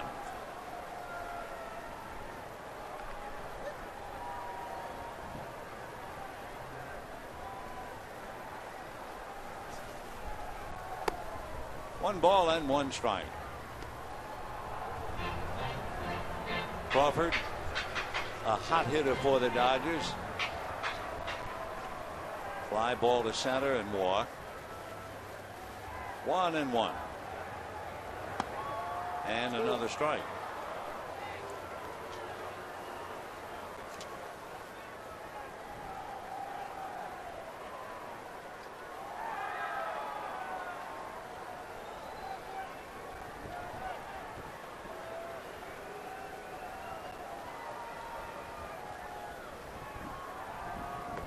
Down and away.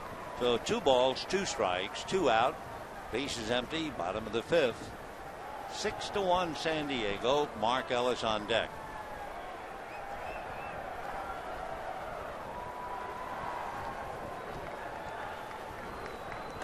And ball 3. Nice save by Hundley. Pitch in the dirt.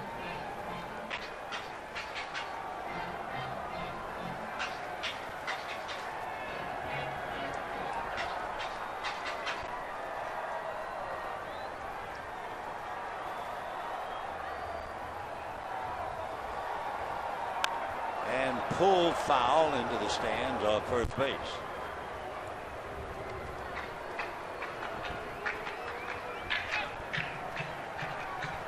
That was an off-speed pitch. Dahl really turned on it.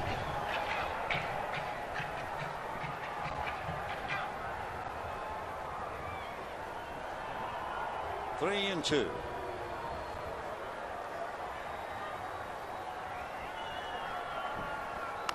And popped up. Ball in the wind, not easy. And let's see, who is it? It will be the shortstop. The Cabrera stays with it. The Dodgers go out in order, and at the end of 5, 6-1 San Diego.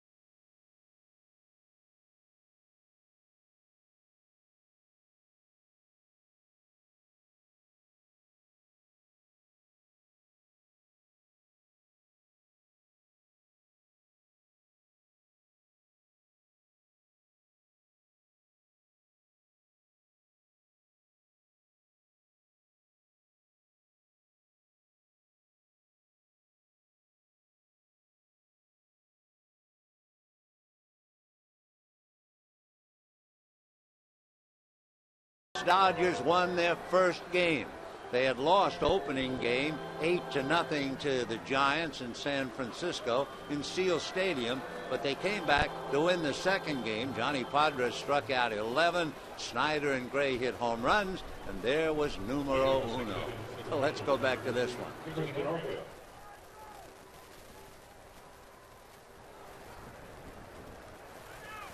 Chris DeNorfia will start it off. Boy, we do remember those days in Seal Stadium. They really didn't have a broadcasting booth. We had a row of fans directly in front of us, and every time we did a beer commercial, I think the beer was East Side Old Tap Lager, which I don't believe is in existence. But you do the commercial. As a drive in the gap in left center, never mind the commercial, that's going to go to the wall. And breezing into second base goes Chris DeNorfia, who has certainly found out the way to hit the Dodgers. For a guy since 2010 was hitting 177 against the Dodgers. Well, this year he came in here batting .316, and he's 3 for 4. So the batter is Cabrera. Anyway, we'd get back and we'd be reading, Jerry and I would read the beer commercial. So all the guys around us, the fans, would start hollering for all the beer that they were ordering, every single brewery that they could think of. So that eventually caused us to record our commercials. But they were really something. They were nice, but they did things to drive you crazy. I'd be doing the game, and a fella in front of me would turn around, and in mid-sentence, he'd just say, "Do you have a match?" Yeah, those were the days. 1958, Seal Stadium. Meanwhile, the Padres pushing the Dodgers around from pillar to post, leading 6-1 on 10 hits. And Cabrera, Alonso, and Guzman trying to pick up DeNorfia. Boy, Cabrera fouling that thing off. And it's going to be a little while before he gets back up. He got that off the right knee.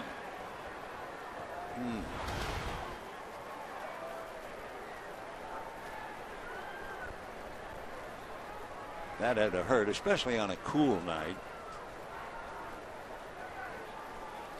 Cabrera has sacrificed, grounded out, hit into a force play, and stole a base. So they're going to check him out before the inning continues.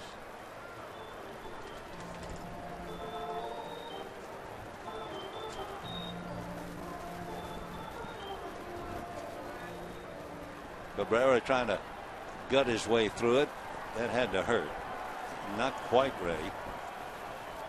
1 ball and 1 strike. DeNorfia at second, nobody out. 6th inning, 6-1 San Diego.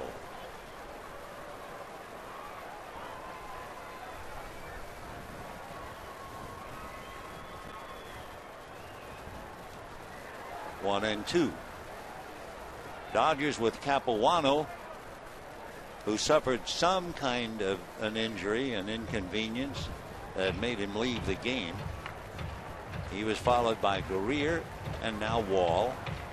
When the Dodgers come up in the bottom of the 6th, they haven't done anything offensively. They have just 2 hits and 1 run.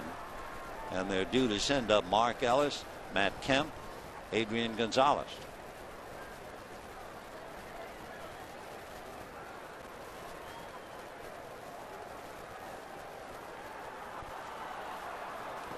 Two and 2. The Wall has Ellis spending time on his knees in the dirt, and a 2-ball 2-strike count with DeNorfia at second and Cabrera trying to move him along. Padres scored 4 in the first, 1 in the third, 1 in the 5th, trying to pick up another here in the 6th.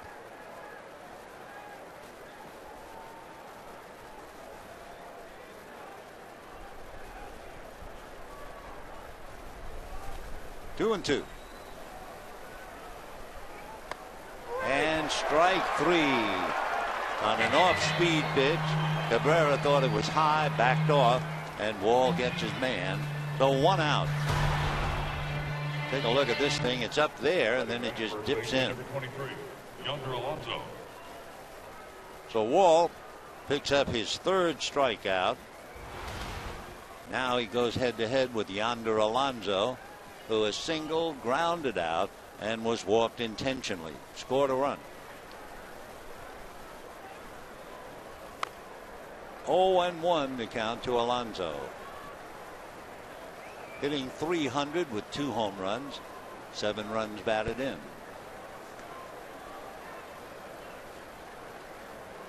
Chris DeNorfia, 2 singles and a double tonight, wearing the Dodgers out this year.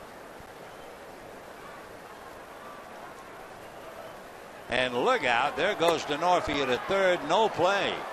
He just lifted the Dodger wallet. So DeNorfia steals third with 1 out. Got a great jump. Ellis knew he didn't have a chance. So Chris at third. Infield now has to play up, and a 1-ball, 1-strike count.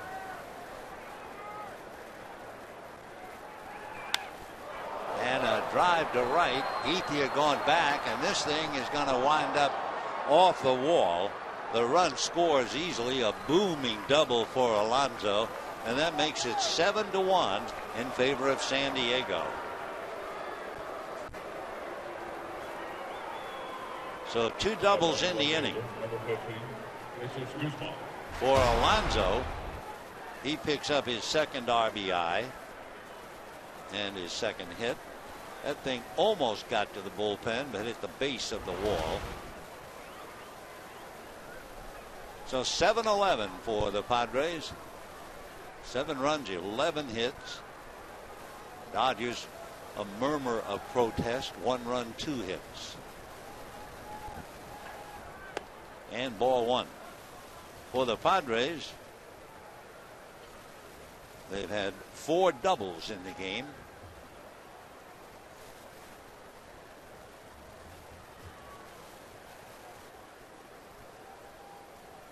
One and 0 to Jesus Guzman. Good fastball. That was 93.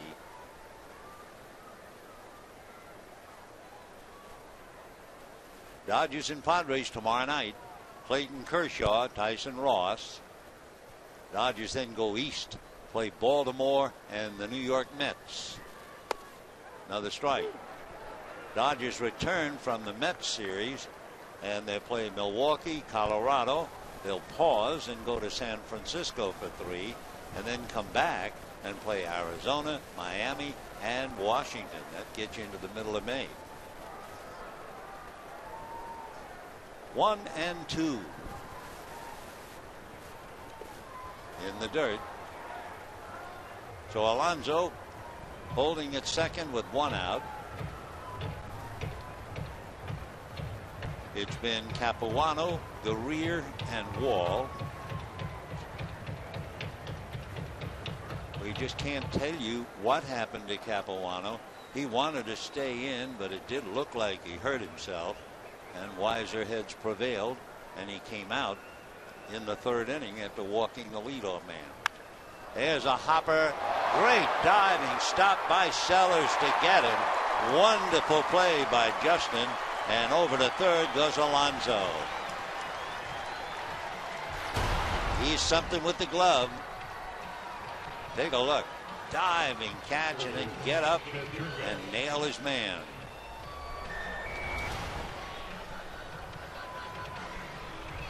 Alonso standing at third with 2 out.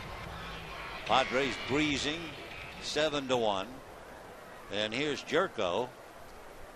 Fly deep to center, fly to center, and struck out. 0 for 3. And ball 1. Dodgers will have Ellis, Kemp, and Gonzalez in the bottom of the 6th inning against Jason Marquis. Marquis has made 71 pitches in 5 innings. And that's going to be hit into left field for a base hit. Scoring easily is Alonso. So the Padres are putting it to the Dodgers, lead them now 8-1.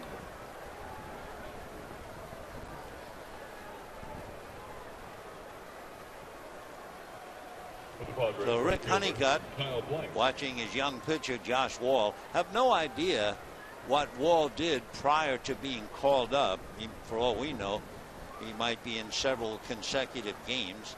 We do know he pitched briefly the 9th inning last night. Rick Honeycutt will call the pen, and we'll see who answers. Ball one. So in the inning, DeNorfia doubled. Cabrera struck out. DeNorfia stole third. Alonso doubled home DeNorfia. And now Jerko has singled home Alonso. Ground ball hard, backhanded by Cruz, down to Ellis, and they get the third out. And at the end of 5.5 innings, San Diego 8 and the Dodgers 1.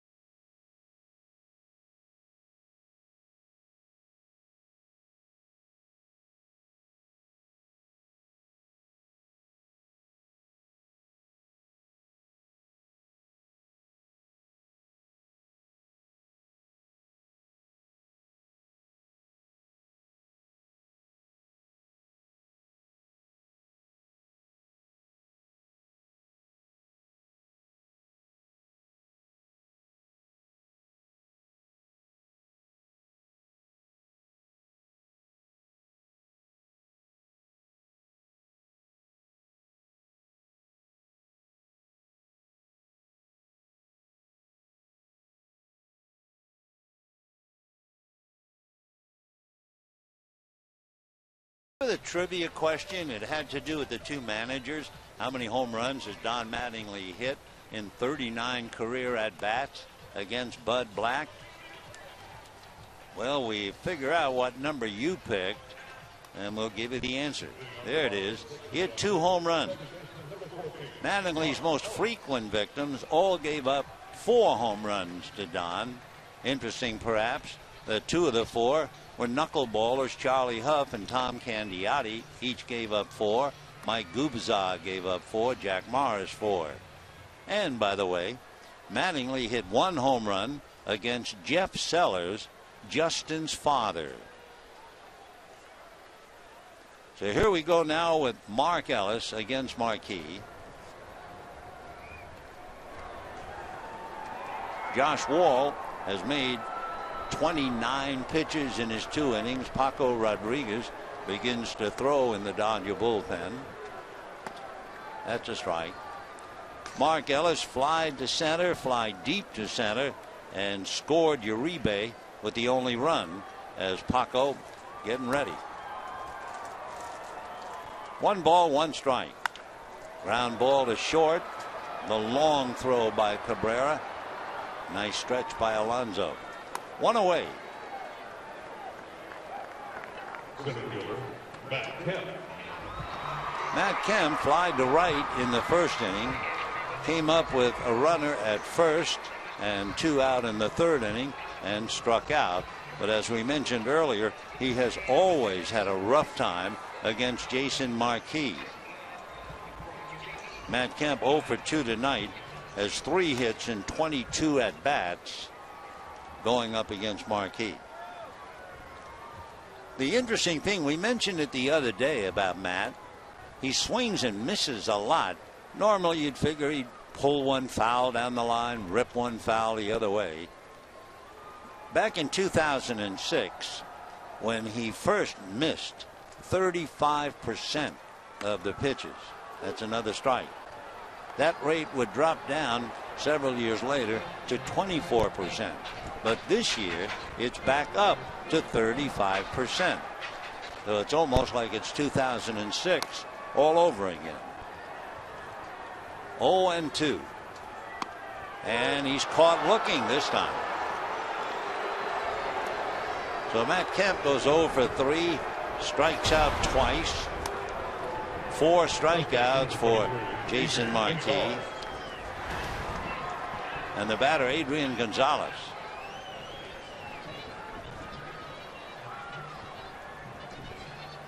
Marquis has only made 77 pitches. Gonzalez, 2 ground balls. He's 0 for 2.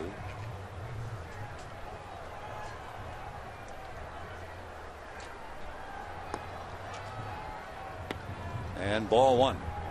So 8 runs, 12 hits for the Padres. They've just worn the Dodgers out.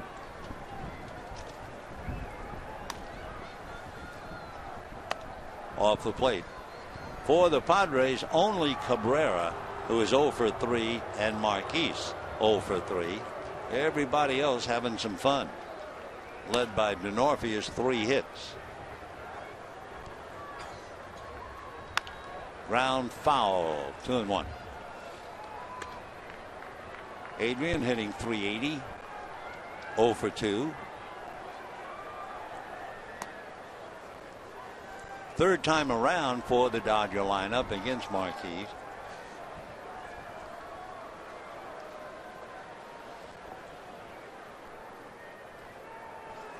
Two and 1. Foul to the screen.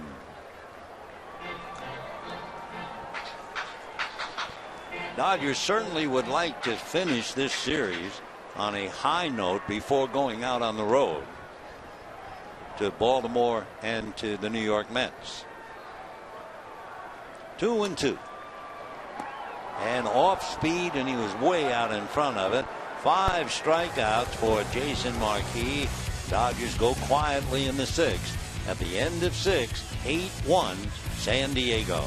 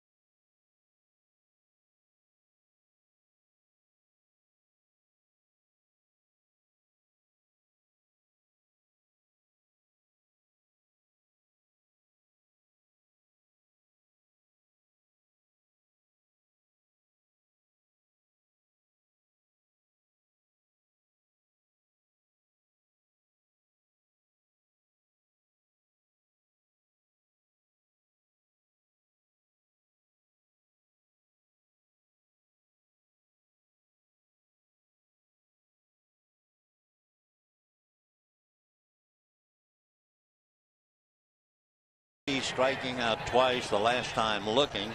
Skip Schumacher will take over in center field, and he comes in the game with Paco Rodriguez. So we assume that Schumacher will bat in the number 7 spot, originally occupied by Juan Uribe, and Rodriguez would take over Kemp's spot, number 3 in the lineup. I can't remember the last time Matt just came out of a game, but 8-1. They'll give him a little rest. And Paco going to work. He'll be facing Hundley, Amarista, and then the pitcher, Jason Marquis. Matt restless, apparently downcast, and now leaving the bench. 8 runs, 12 hits, no errors for San Diego. 1 run, 2 hits, and no errors for the Dodgers.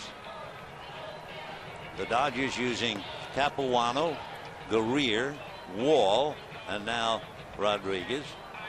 And here come the Padres, Nick Hundley, Alexi Amarista, and the pitcher Jason Marquis.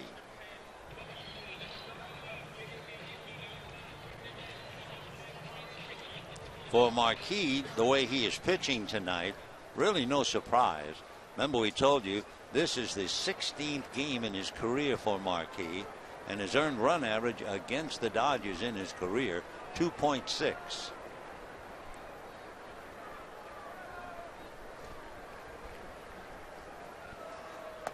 Breaking ball, strike, 0-1.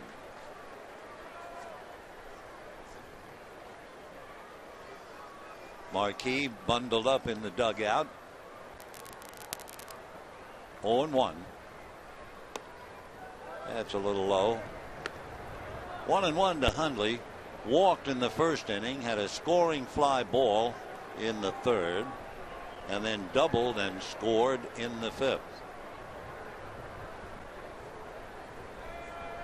1-1.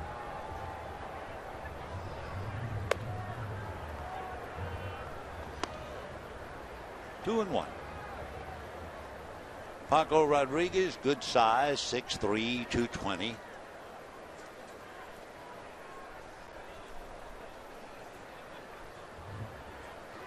Fastball whacked into left center for a base hit. Over to get it is Schumacher, and holding on with his second hit is Hundley. So Hundley looks like a totally different player. Last year he was struggling to the extent that they finally sent him down to Tucson. That was a big surprise. But boy, he has come back with a vengeance. So Amarista with Hundley's base hit coming up. 8 runs, 13 hits for the Padres. Amarista is 2 for 3. Fouled away. 0-1.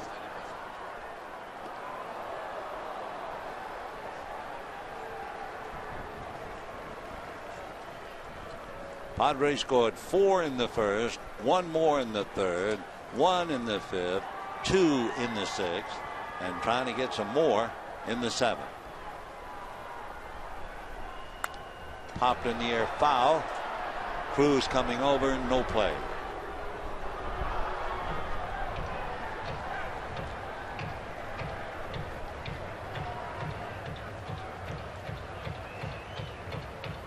This is the 5th of 19 meetings between the two teams. Padres win tonight, they will have won 3 of 5. Well, Mattingly taking it on the chin, 8-1.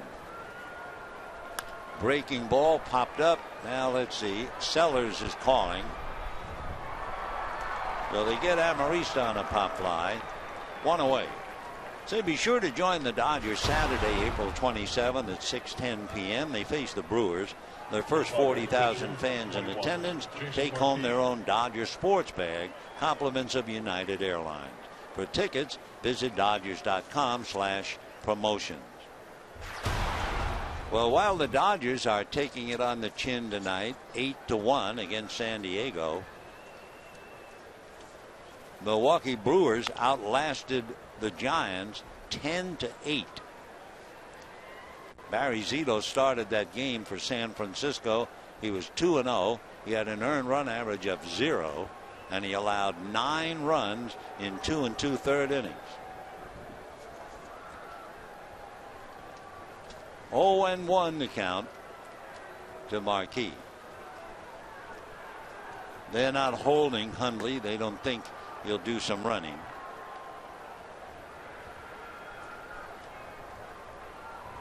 We get a report now about Chris Capuano. We knew something had happened to him running from the mound to first base, and it turns out to be a strain of the left calf. He didn't react like somebody who pulled a ham, but the way he jumped in the air, I first thought it might be a groin pull, but it's a left calf strain. 2-1. Fastball Major League pop fly. And let's see. Rodriguez finally hollered off the ball. So Luis Cruz takes care of that, and we have 2 down. From that moment the ball went up in the air, Paco wanted it. Take a look. Center fielder, Chris Denorfia. Here he comes like he's an infielder. And then Cruz makes a catch as if to say, hey, what you doing here? So 2 down, and the batter, Chris Denorfia, is having quite a night. 2 singles to left and a double, a steal of third, and he has scored a couple. So Chris Denorfia, playing center field, now has his batting average at .417, and a lot of it at the expense of the Dodgers. 1 ball and no strikes. Fastball, 1-1.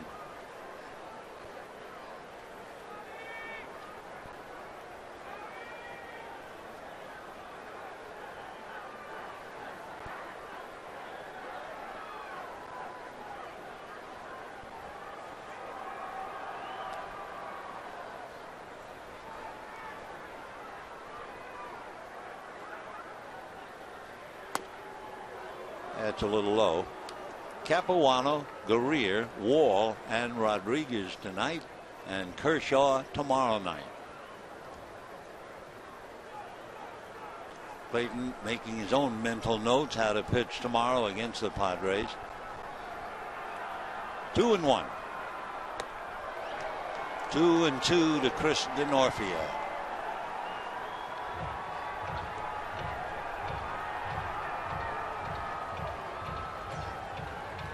When the Dodgers hit in the bottom of the 7th, they'll have Ethier, Ellis, and then I think Rodriguez spot.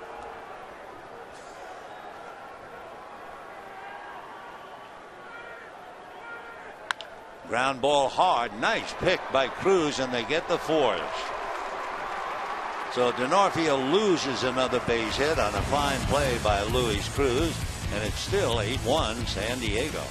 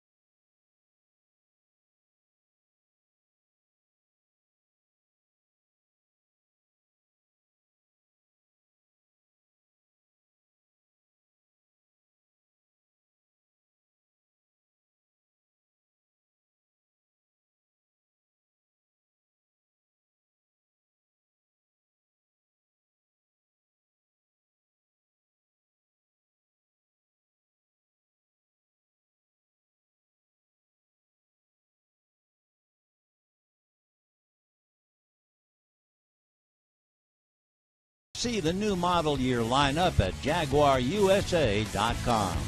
Buy the Jim Beam Bourbon Burger with bacon, onion straws, and pepper jack cheese, all slathered in Jim Beam Bourbon sauce, only at Carl's Jr.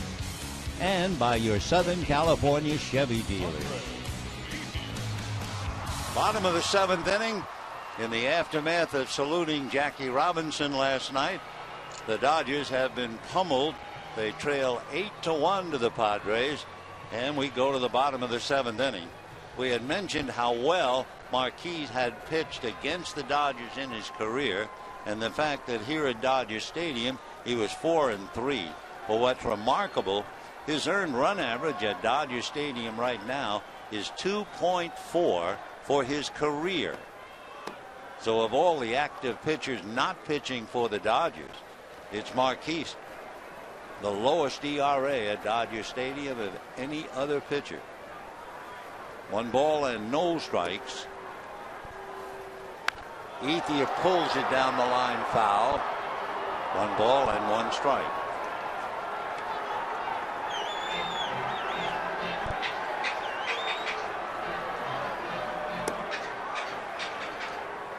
Ethier fly to center, fly to right, 0 for 2.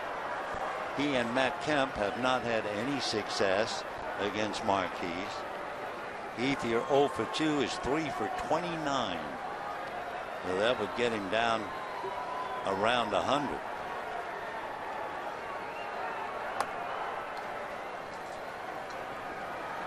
One ball and 1 strike. So the heart of the Dodger lineup has been ripped out. Kemp went 0 for 3. Gonzalez 0 for 3. Ethier 0 for 2.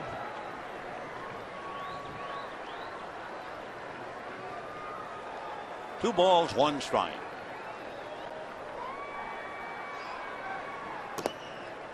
Three and 1. Jason tonight hit Sellers and walked Crawford. That's about it. He has also struck out 5. 3 and 1. And a 1-hopper. Nice play by Amarista to stay with it. And Ethier losing a base hit. Catcher number 17, A.J. Ellis. A.J. Ellis coming up as Amarista makes that good play. The Padres are tough enough now, but they figure to get a lot better. They have Chase Headley returning soon. Logan Forsythe, a second baseman, might be returning soon. But in the meantime, Jerko and Amarista are doing very well filling in. Slow roller to short. There's Cabrera. So we have 2 down, and the outs just keep rolling. Center fielder, retiring Skip Schumacher. 8 in a row retired, and now Schumacher, who came in, as you see Kenley Jansen warming up. Schumacher is in your rebase spot. His first at bat of the night.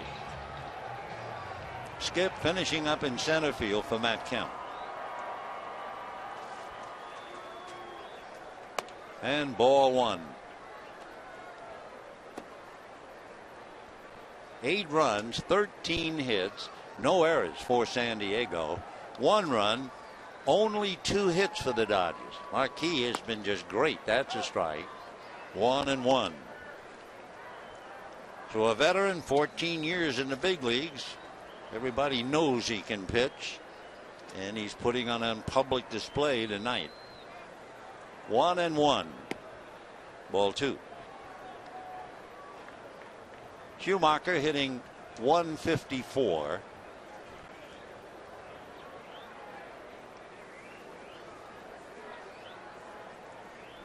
Two and 1 with Sellers on deck.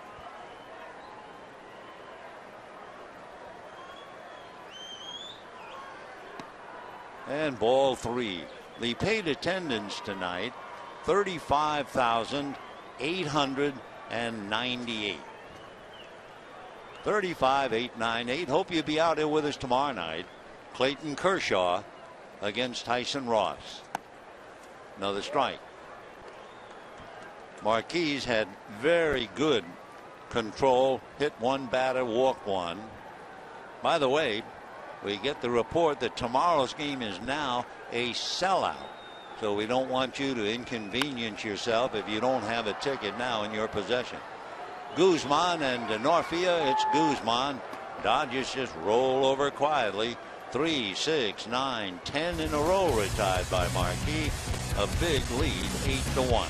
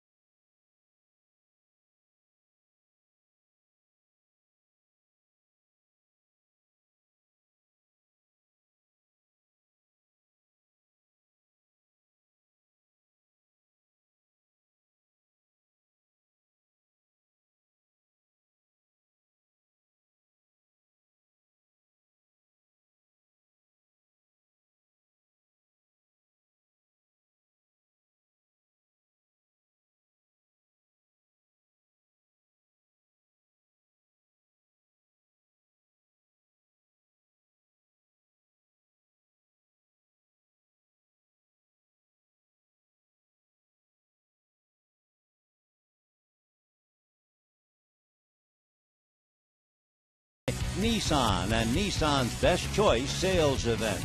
Shop ChooseNissan.com. By Jack in the Box and the Chipotle Chicken Club Combo. Try one today with fries and a drink for just $4.99 plus tax. And by SoCal Dodge Dealers and the Dodge Dart. Dodge, new rules. It is 8-1 in favor of San Diego. They broke the game open with 4 in the first inning, and it's been downhill ever since for the Dodgers. Tomorrow night, it'll be Clayton Kershaw trying to beat the Padres, and the Dodgers then go out and spend the weekend in Baltimore. The Orioles right now are a break-even ball club, and the Dodgers will be a break-even game after tonight unless they come up with a remarkable finish, and it'll be up to Kershaw to get them above 500 when they go out on the road. Kenley Jansen becomes the 5th Dodger pitcher. Capuano, Guerrier, Wall, Rodriguez, and now Kenley.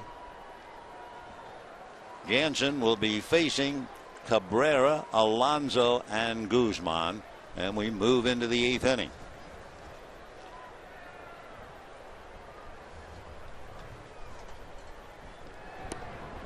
Ball 1. Cabrera sacrificed in the first inning, grounded to short, hit into a force play and struck out.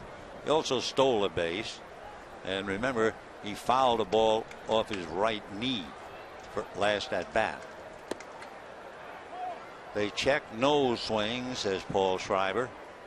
2-0 the count to Cabrera. For the Dodgers, just too much Jason Marquis tonight.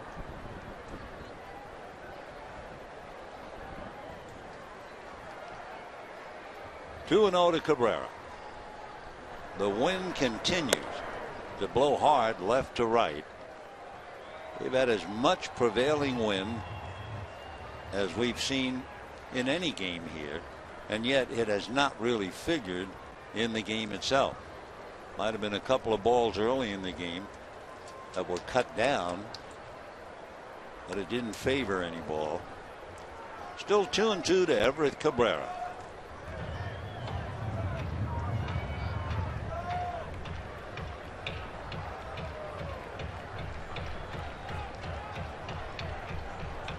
Cabrera hitting .269. Day in, day out. Good shortstop for the Padres. And a switch hitter and runs like the wind. 44 stolen bases last year to lead the league. Picked up a stolen base tonight. Chris DeNorfia is having a big night. 2 singles, a double, and he stole third. 3-2 to Everett Cabrera.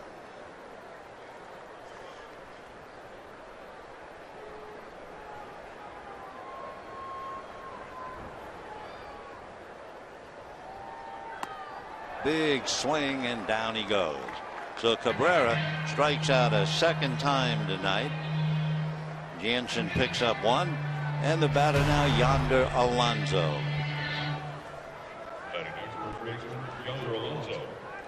Yonder Alonso single to right, grounded out, walked intentionally, doubled, scored a run.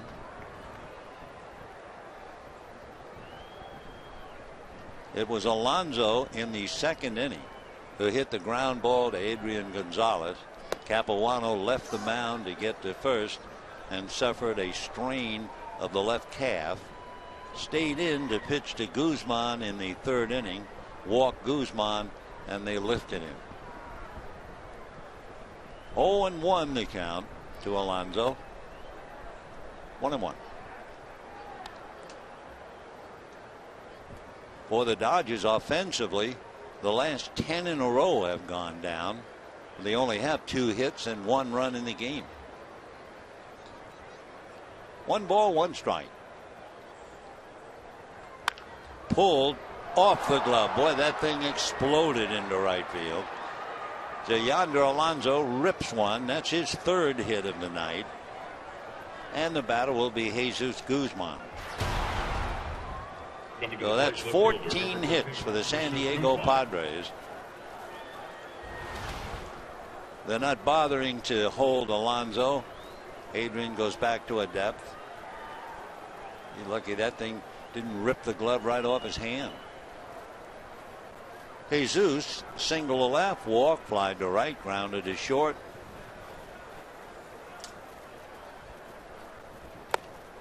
Oh and 1.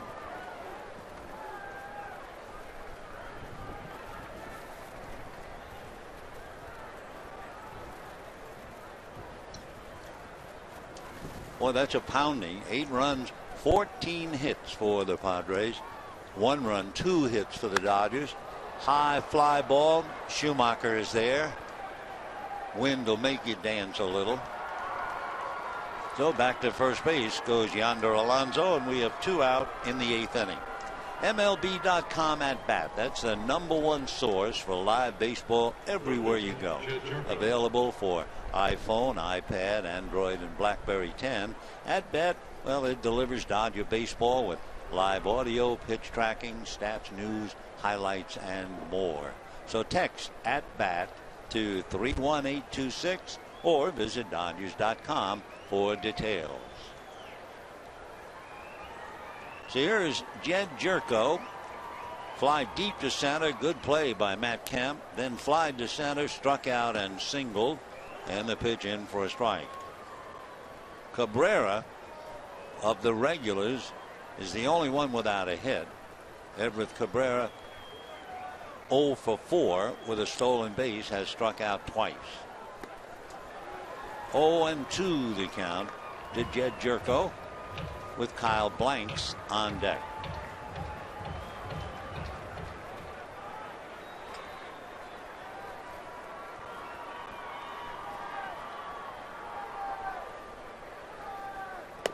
And strike 3 call.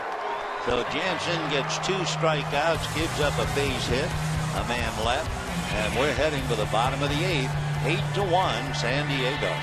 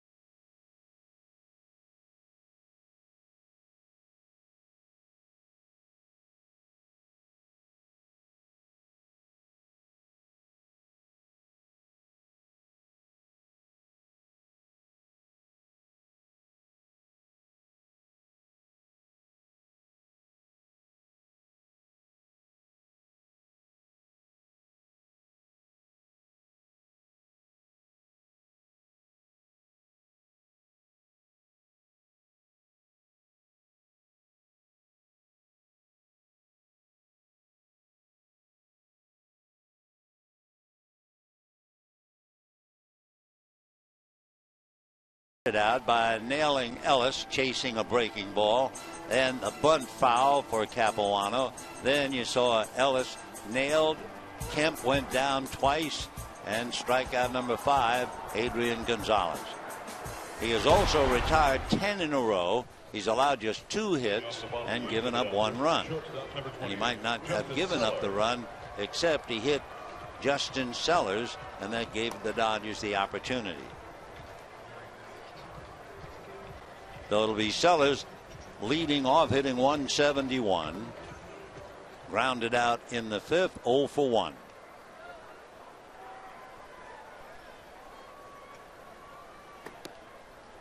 Ball 1.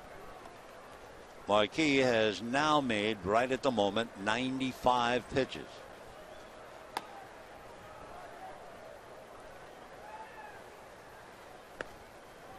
Two and 0.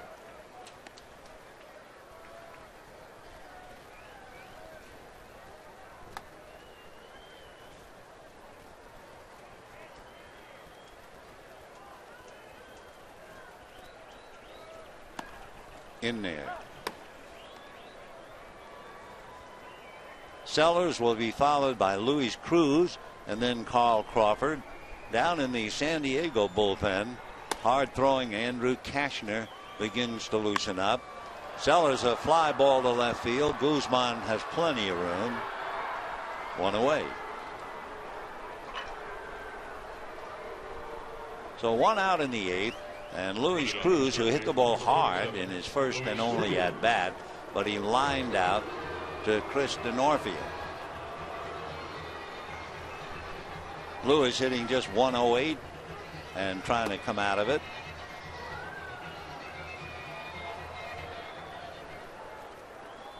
On deck, Carl Crawford.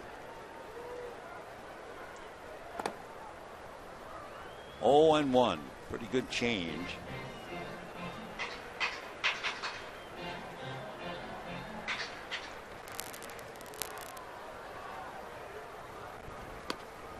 And 2. Jason Marquis, the man from Manhasset.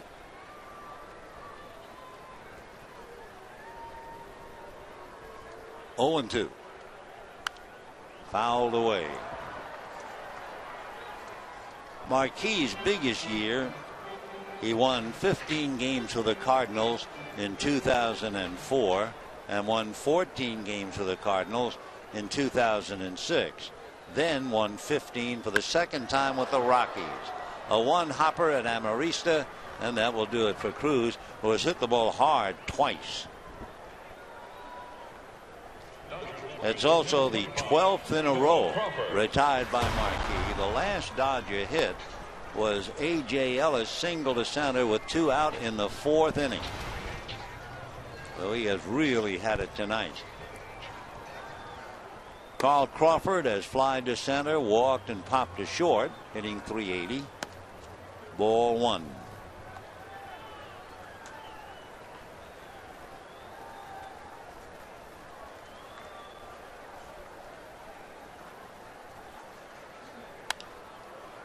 And that's going to go foul.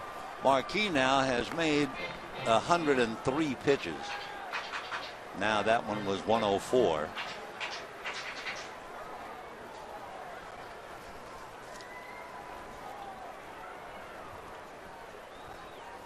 When he beat the Dodgers in 5 innings in San Diego, he made 102 pitches in the 5 innings.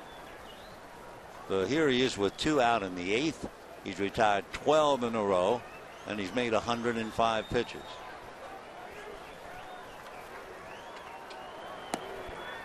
Three and 1.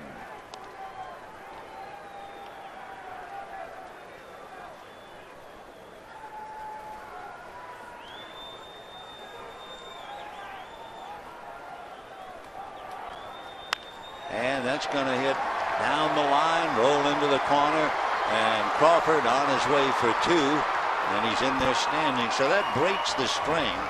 12 in a row retired by Marquis, and Crawford a 2-out double to right. Second baseman number 14, Mark Ellis. So Carl doubles in the corner. Mark Ellis coming up.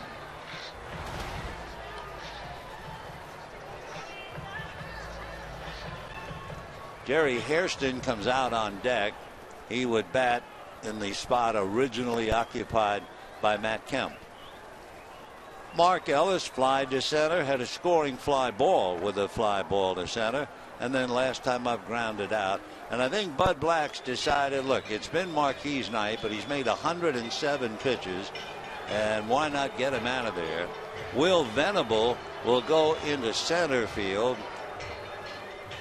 Chris DeNorfia will go to right, and Kyle Blanks will go to left. And we'll see what other move they make. Kashner has been throwing in the pen. We're waiting for the door to open down there, and the big guy to come in, and here he comes. So with all those changes, Marquis will be coming out, and we'll be back.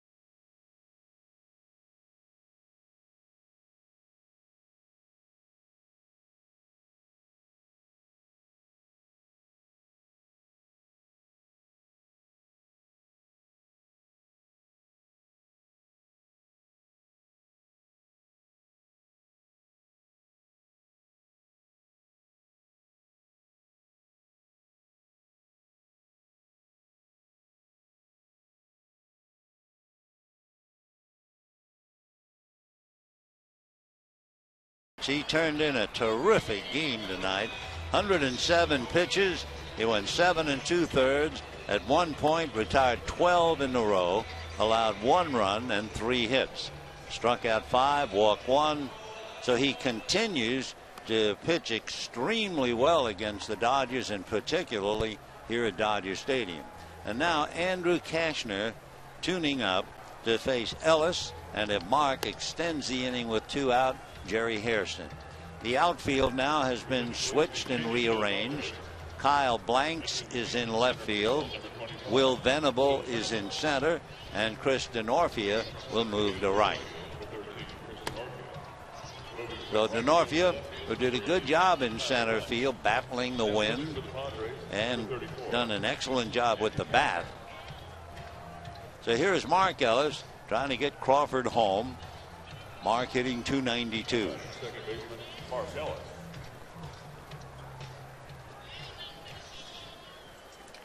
Crawford 1 for 3 tonight with that double.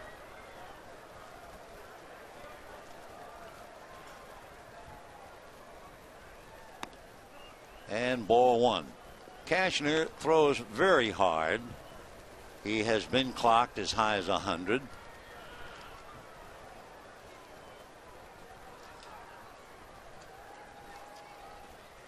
Fouled away. Cashner was hurt. He lacerated the tendon of his right thumb dressing a deer that he had caught.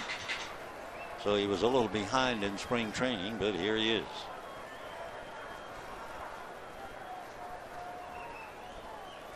One ball and 1 strike. That's a strike. Cashner is a big man. He is 6'6". Out of Conroe, Texas, lives in Montgomery, Texas. Was originally drafted out of Texas Christian University by the Cubs. 1-2 to Mark Ellis. In the dirt.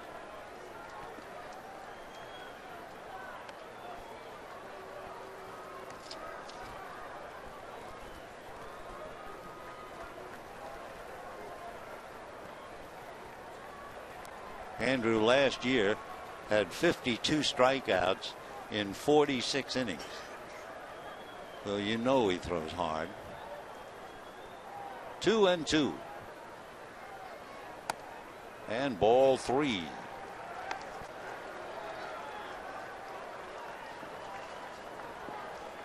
Along with that fastball, he also has a slider, and sometimes he'll even throw a knuckleball.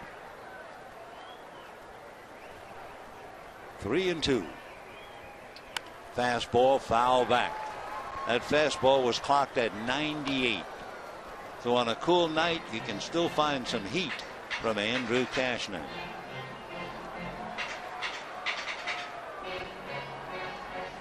Cashner is 26. He'll be 27 in September.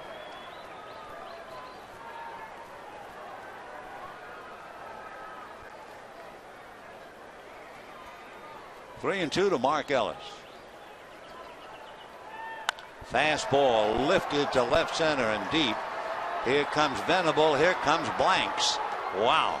A near collision with the giant in left field.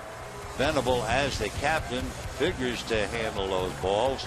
And the Dodgers roll over in the 8th. We head for the 9th, 8-1, San Diego.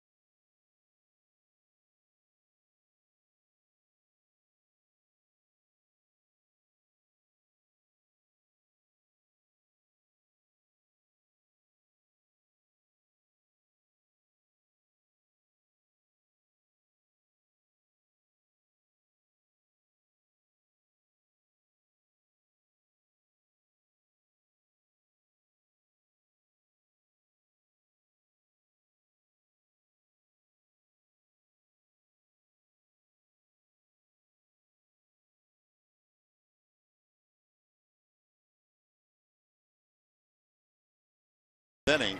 San Diego won last night's game 6-3.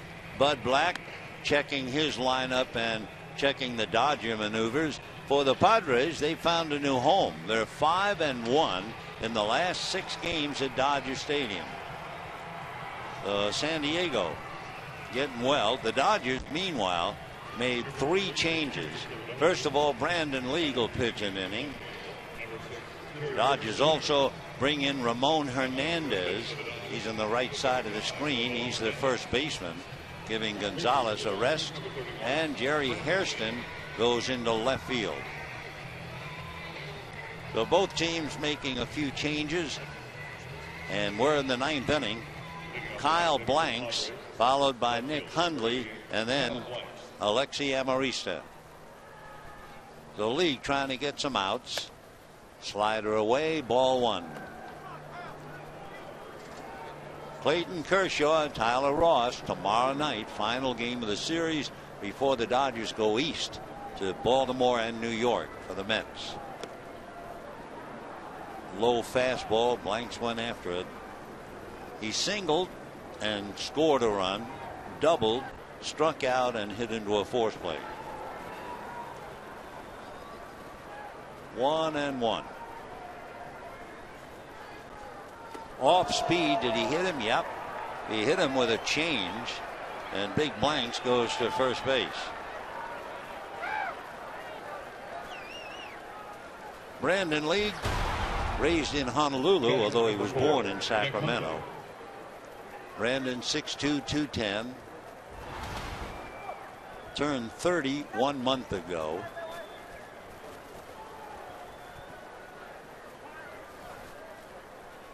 Nick Hundley has walked. He had a sacrifice fly. He had a double and a single. Big night. Nick hitting .333. That's a strike. When the Dodgers come up in the bottom of the 9th inning, the familiar names of Kemp and Gonzalez are not in the game. It'll be Hairston, Hernandez, and Ethier.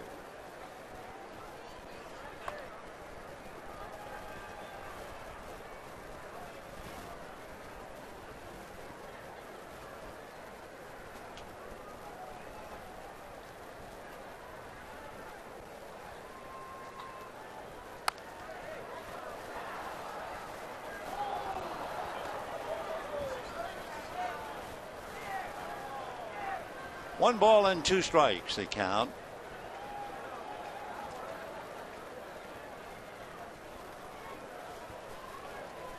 So a great performance tonight by the Padres as a team, and particularly Jason Marquis. 1-2. In the dirt to the backstop, down to second goes Blanks on the wild pitch.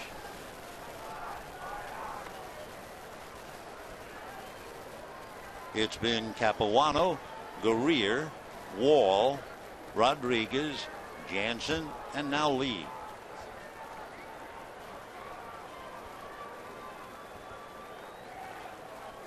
To repeat, Ted Lilly pitched 5 innings tonight, and Rancho. We know he struck out 5. We'll find out about his future when he gets back to the ball club. 2-2 to Nick Hundley, hitting .333.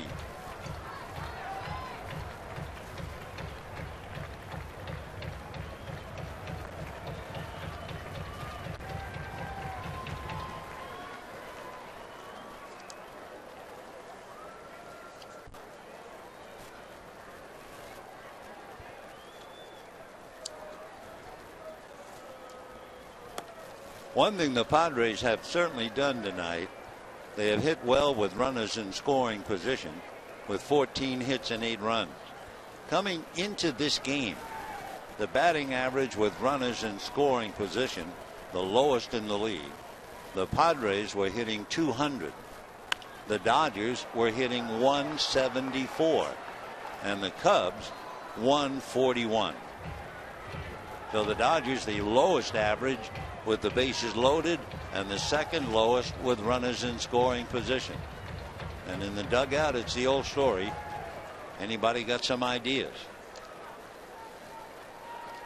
3-2.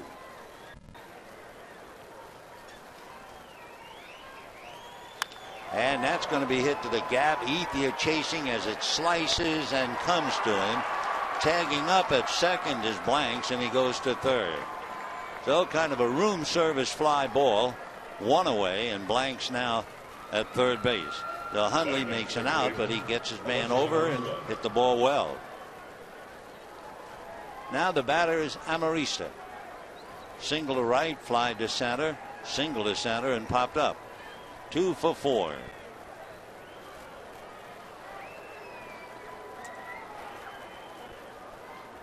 Talking about hitting with runners in scoring position. That's ball one. San Diego tonight 6 for 13. That's a .461 average. And the Dodgers 0 for 3. The O is spelled O-H. 1-1 the count to Amarista. Will Venable, batting ninth in the lineup, is on deck.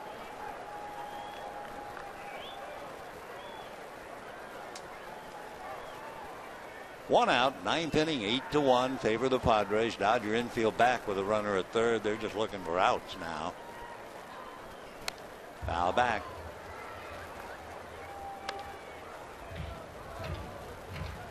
Alexi Amarista.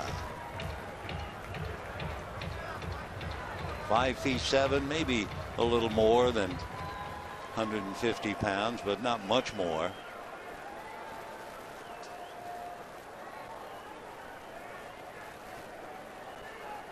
And a ground ball up the middle.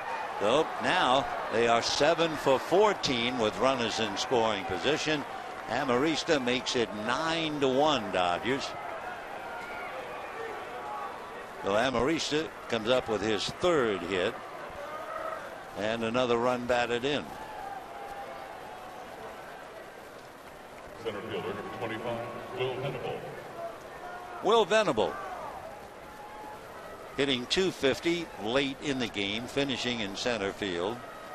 9 runs on 15 hits for San Diego. Dodgers a whimper, 1 run, 3 hits. Fouled away, 0-1.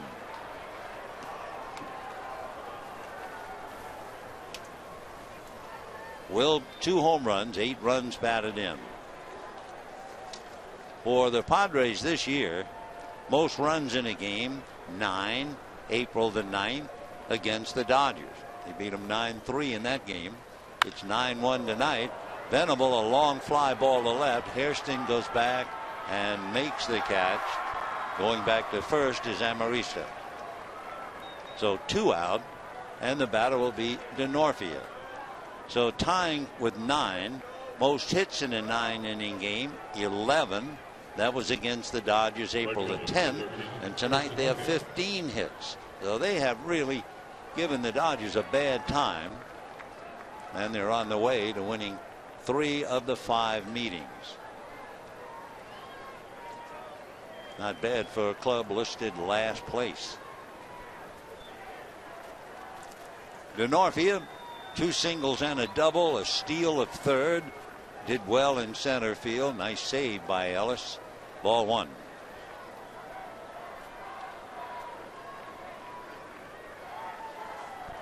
So the Padres having a big night, and at the expense of the Dodgers for the 3rd time.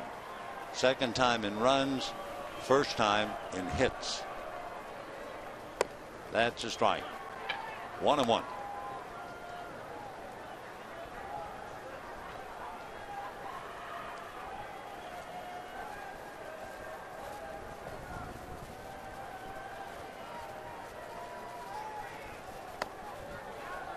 Two balls and 1 strike.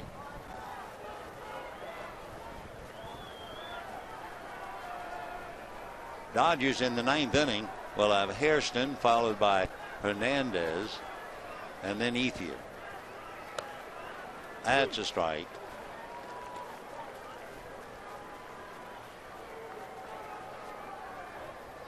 Two and 2 to Chris DeNorfia.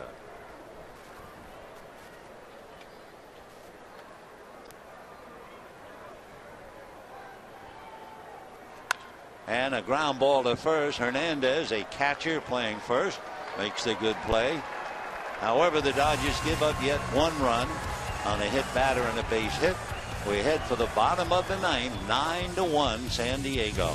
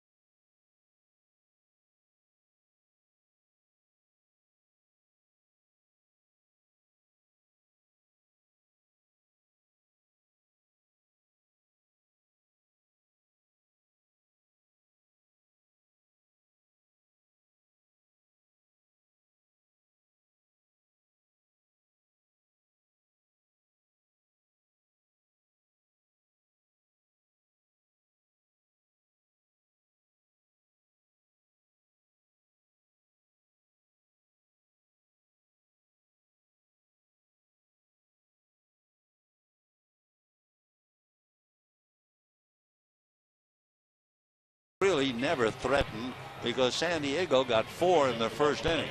Each side scored in the third, and then San Diego just took over.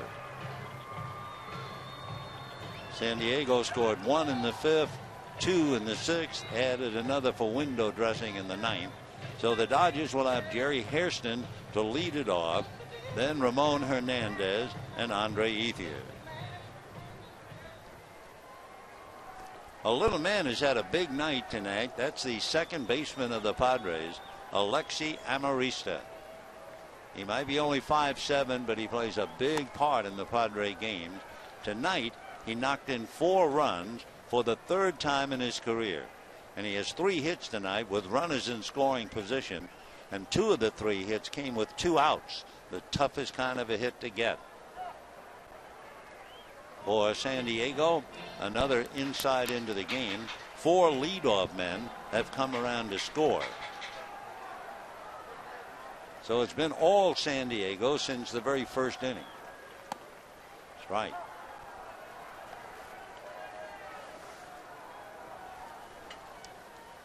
Andrew Kashner trying to put the lid on this one. 2-1. And a fly ball. Venable has to come in a hurry. A diving try, and he trapped it. He trapped the ball, and it's a base hit. So Venable gave it his best shot. Couldn't catch up to it. Hairston will take the base hit for sure. Awfully close. Venable running hard. Blanks coming, but it's Venable who just can't make it. He huffs and he puffs and he goes back to his position. Hairston at first, and here is Ramon Hernandez, 1 for 5 in his start against Arizona, batting .200. Finished at first base tonight. Dodgers now with 4 hits. Hernandez and Ethier on deck.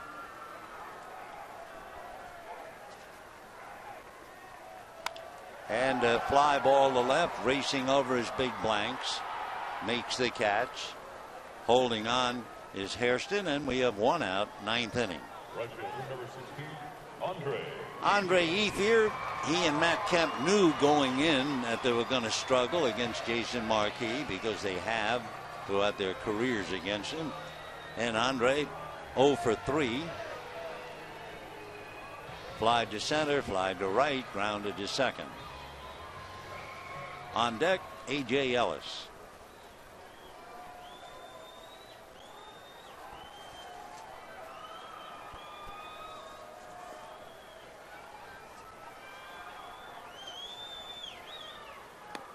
And ball one. 1-0 to Andre. Don't forget now the final game of the series before the Dodgers go east. Tomorrow night, Clayton Kershaw, Tyson Ross. From the looks of things, Kershaw trying to salvage one of the three, and that'll be again right here on KCAL 9.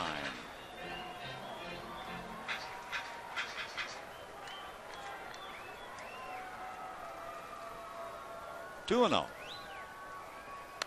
Foul back. 2-1 to Andre. 95-mile-an-hour fastball.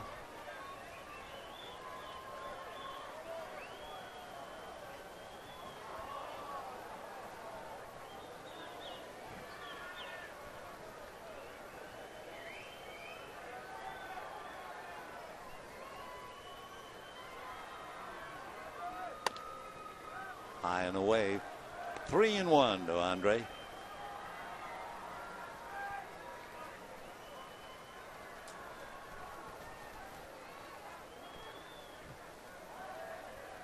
They're not bothering with Hairston. He stays at first.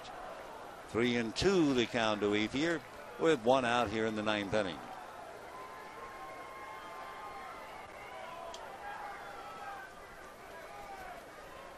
Cashner has made 18 pitches. Here comes number 19. And it's high, ball 4. So Ethier draws the walk. Hairston goes to second. And with one out, the batter is A.J. Ellis.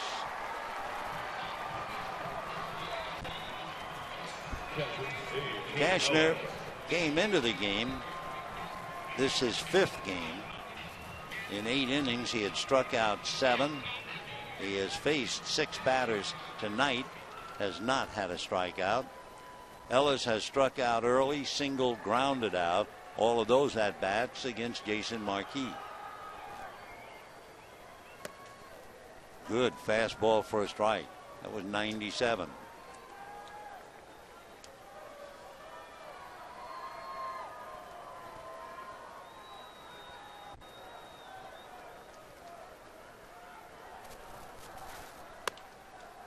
One and one. For the Dodgers, the only consolation tonight, there are 148 games left in the season.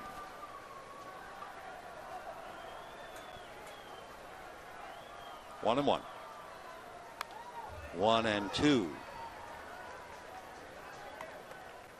Dodgers losing tonight. They'll be exactly at the 500 mark. 7-7. And the Padres will be 4-10. 1 ball and 2 strikes.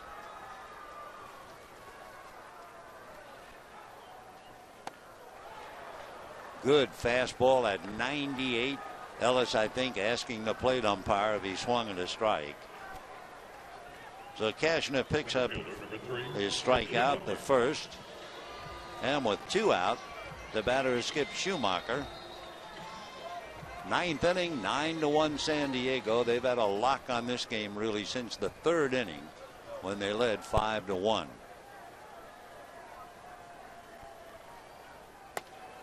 Boy, he's throwing nice and easy. 97, 98.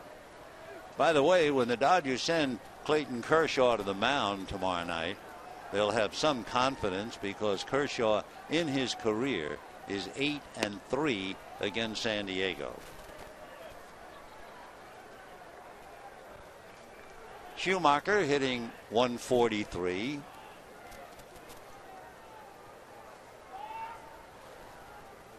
One and one. 2-1. I assume that was Cashner's changeup at 87. Wow.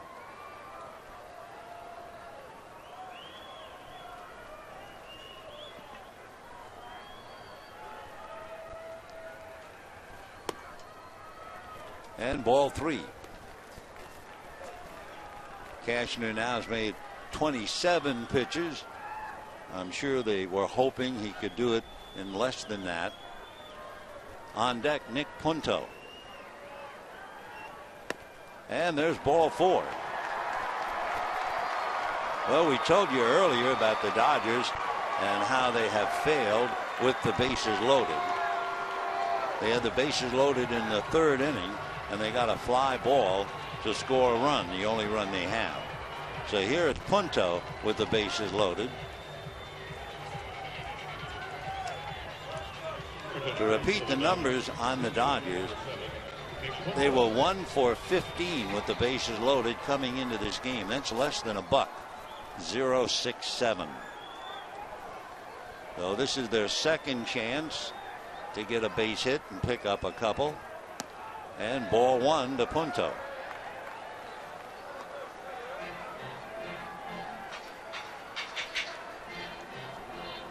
Nick, in and out of the lineup, doesn't play very much, but when he plays, he's very, very well, hitting .545. That's a strike. 1-1. For Punto, in his career, he has 1 grand slam long time ago, almost 9 years ago at Tampa Bay. And ball 2. So Cashner has now made 31 pitches, and that's bad news for Bud Black. I mean, he wanted a quick and easy 9th inning. Instead, his big reliever struggling, 2 walks and a single. And high again.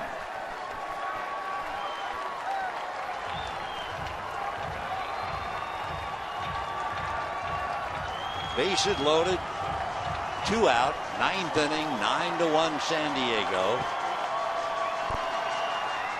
And ball 4. That would be the 3rd walk in the inning for Cashner. Everybody moves up 90, and Hairston carries the run in. Darren Balsley going out to try and settle Cashner down. This is not what they wanted him to do. He's their closer and wasting a lot of pitches in certainly what appeared to be a runaway game. So Hairston opened up with a single with 1 out. He walked Ethier. With 2 out, he walked Schumacher, and now he's walked Punto. Dale Thayer, the right-hander, gets up in the pen. And here's Luis Cruz. San Diego 9 and the Dodgers 2. Cruz 0 for 2. Came in a double switch, lined out to center, grounded out hard to Amarista. A strike. 9 runs, 15 hits for the Padres, 2 runs, 4 hits for the Dodgers. And another strike. For the Dodgers, a hit batter certainly led to their run in the 3rd inning, and now 3 walks has helped them get a run here in the 9th. Ball 1.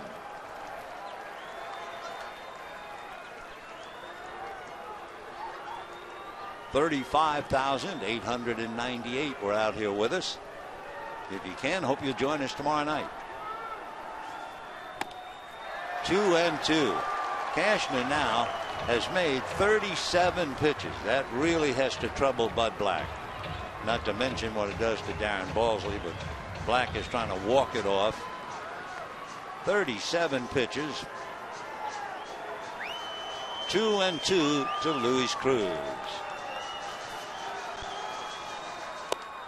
Got him. So for the Dodgers, not only another failure, but another failure with the bases loaded. So 9 runs, 15 hits, no errors for the Padres. The Dodgers 2 runs, 4 hits and no errors. The winning pitcher certainly Jason Marquis, and the loser Chris Capuano. We'll see you tomorrow night right here on KCAL 9. Till then, we wish you all a very pleasant good night, everybody.